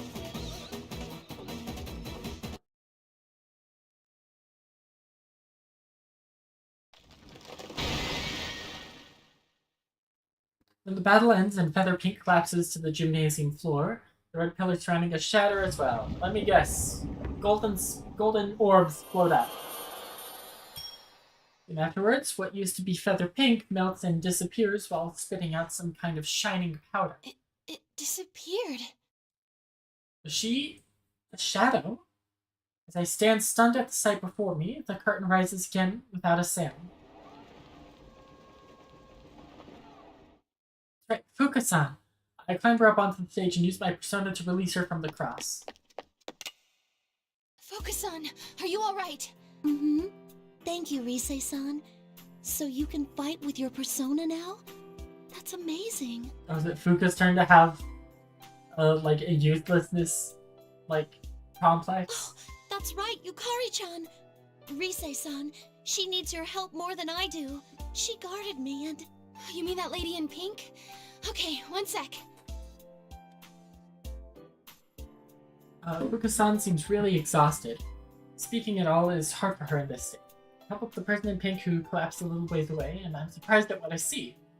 But wait a minute, this is Yukari-san, but she's the same as the Feather Pink I just defeated. Huh? Where's the pygmy? I have to say Fuka! Wait a minute. Huh? Goodness, looks like she's come too. So was that a fake Yukari-san earlier? I don't really understand what's going on, but if Fuka-san is worried about her, she can't be an enemy, right? Yukari-chan, Rise-san here saved me. I'm sorry for what you went through because of me. Oh, it's okay. I'm sorry I worried you too. I got caught totally off guard. Rise-san? Thanks. Whoa, wait! Are you the real Rosette? You're so thin, and look at how small your face is! Oh, yeah. I still don't really understand what's going on here. After we introduce ourselves, Yukari-san, whose full name is Yukari Takeba, and Fuka-san tell me everything leading up to this. Seems Fuka-san's group was on the move to Inaba after picking up an abnormal shadow rating here. The enemy ambushed them and they were captured. Yukari-san is a shadow operative too, so she rushed to Inaba with Labrys and some others to rescue Mitsuru-san's group. It sounds like the enemy is using shadows to make fake versions of us and forcing us to fight them. I also mentioned that what's happening in Inaba right now is a lot like something called the Dark Hour, a phenomenon Yukari-san and Fuka-san dealt with once. I'm starting to get a grasp of what's going on, but it's happening so quickly that I feel like my head is going to burst. What should I do now? Fuka-san said her power was being drained while she was crucified, so she's pretty exhausted. I'm worried about Yukari-san's wounds too. I'm feeling a little lightheaded from the constant fighting. After a brief gap in the conversation, Fuka innocently speaks out. By the way, why are you dressed like that, Yukari-chan? It looks really well made. Huh? You're just noticing this now? Well, there's something of a story behind it. I've worn costumes from time to time too, but that one's pretty cool. It's pink and cute. Maybe I should try wearing it in a show. Transformation activate! Feather change! Or something like that. What a pro! You're pretty focused on work, aren't you? Say, didn't I hear that you're making a comeback? It must be tough to balance with school and whatnot. Homework and idol work. You could say that again. But I don't mind so much, since I have fun with all of it. That's so cool! High school girls sure are spirited. I envy your youth. You work hard too, you know, Yukari-chan. Nah, I just do some modeling here and there. It just so happened I got the Feather Pink role in an audition. Oh, you're a model? Wait, and you're the real Feather Pink? Wow, that's incredible! I'm so jealous of how great you look! Do you have to watch what you eat too? Oh, of course. Oh, speaking of food, I found this great place that serves delicious lunch specials the other day. Wait, no. Yeah, you guys have some bigger issues going on right now.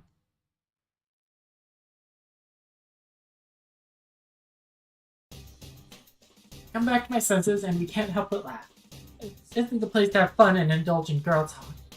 But I think it was also a good distraction, in a way. I can't be indecisive about what to do next. If Fuka-san and I are here, then what I need to do is already decided. I'll try searching around here. Fuka-san, will you help me out? Of course. I'm all right now.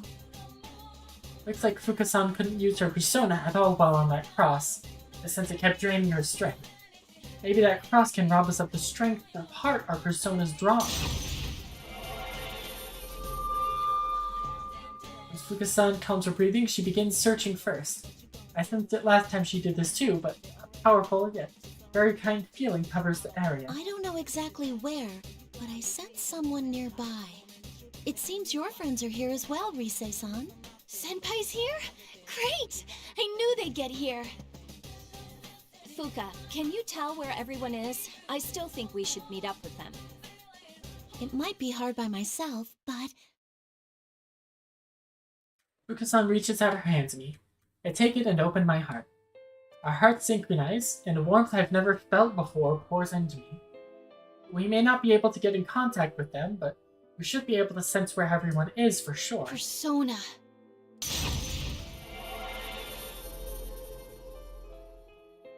I found you, Senpai! And Yosuke Senpai and Chie Senpai? Yikes, who's this? It's not Teddy. I sense a familiar presence near Aigus and Akihiko Senpai. I think they'll be okay. Let's see where Mitsuru Senpai is. Amazing. My senses spread over incredible distances compared to usual.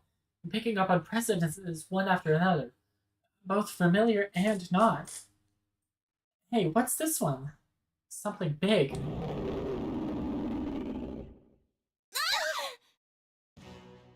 It feels like a sharp blade hits us, and Fuka-san and I let go at the same time. What was that thing? There's something terrible here. Are you okay? Yes, I'm fine. That startled me, though. It came from further up. From the top? What could it be? Something out of the ordinary is happening above this school, and at the top of that weird tower. We nod to each other and begin running for that place at once.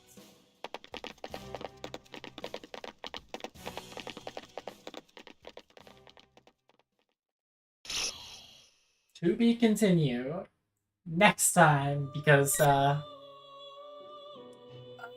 do need to call it here. We're 61% of the way through. We got a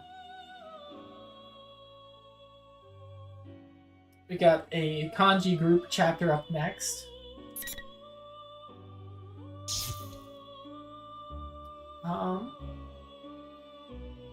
And then after that, it seems like everyone will reunite. Probably around here is my estimation. But we don't have much more to go. Just 39%. Alright.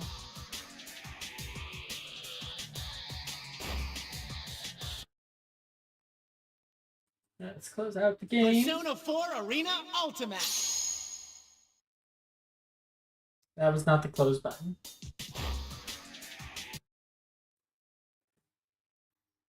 Persona 4 Arena Ultimate. This is the close button. Alright, let's see.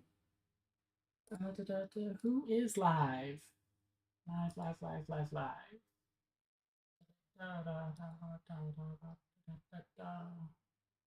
We got Spoony. Let's go read Spoony. Ring. Alright. Send everyone over to Spoony. And I will see ya next time. Bye-bye.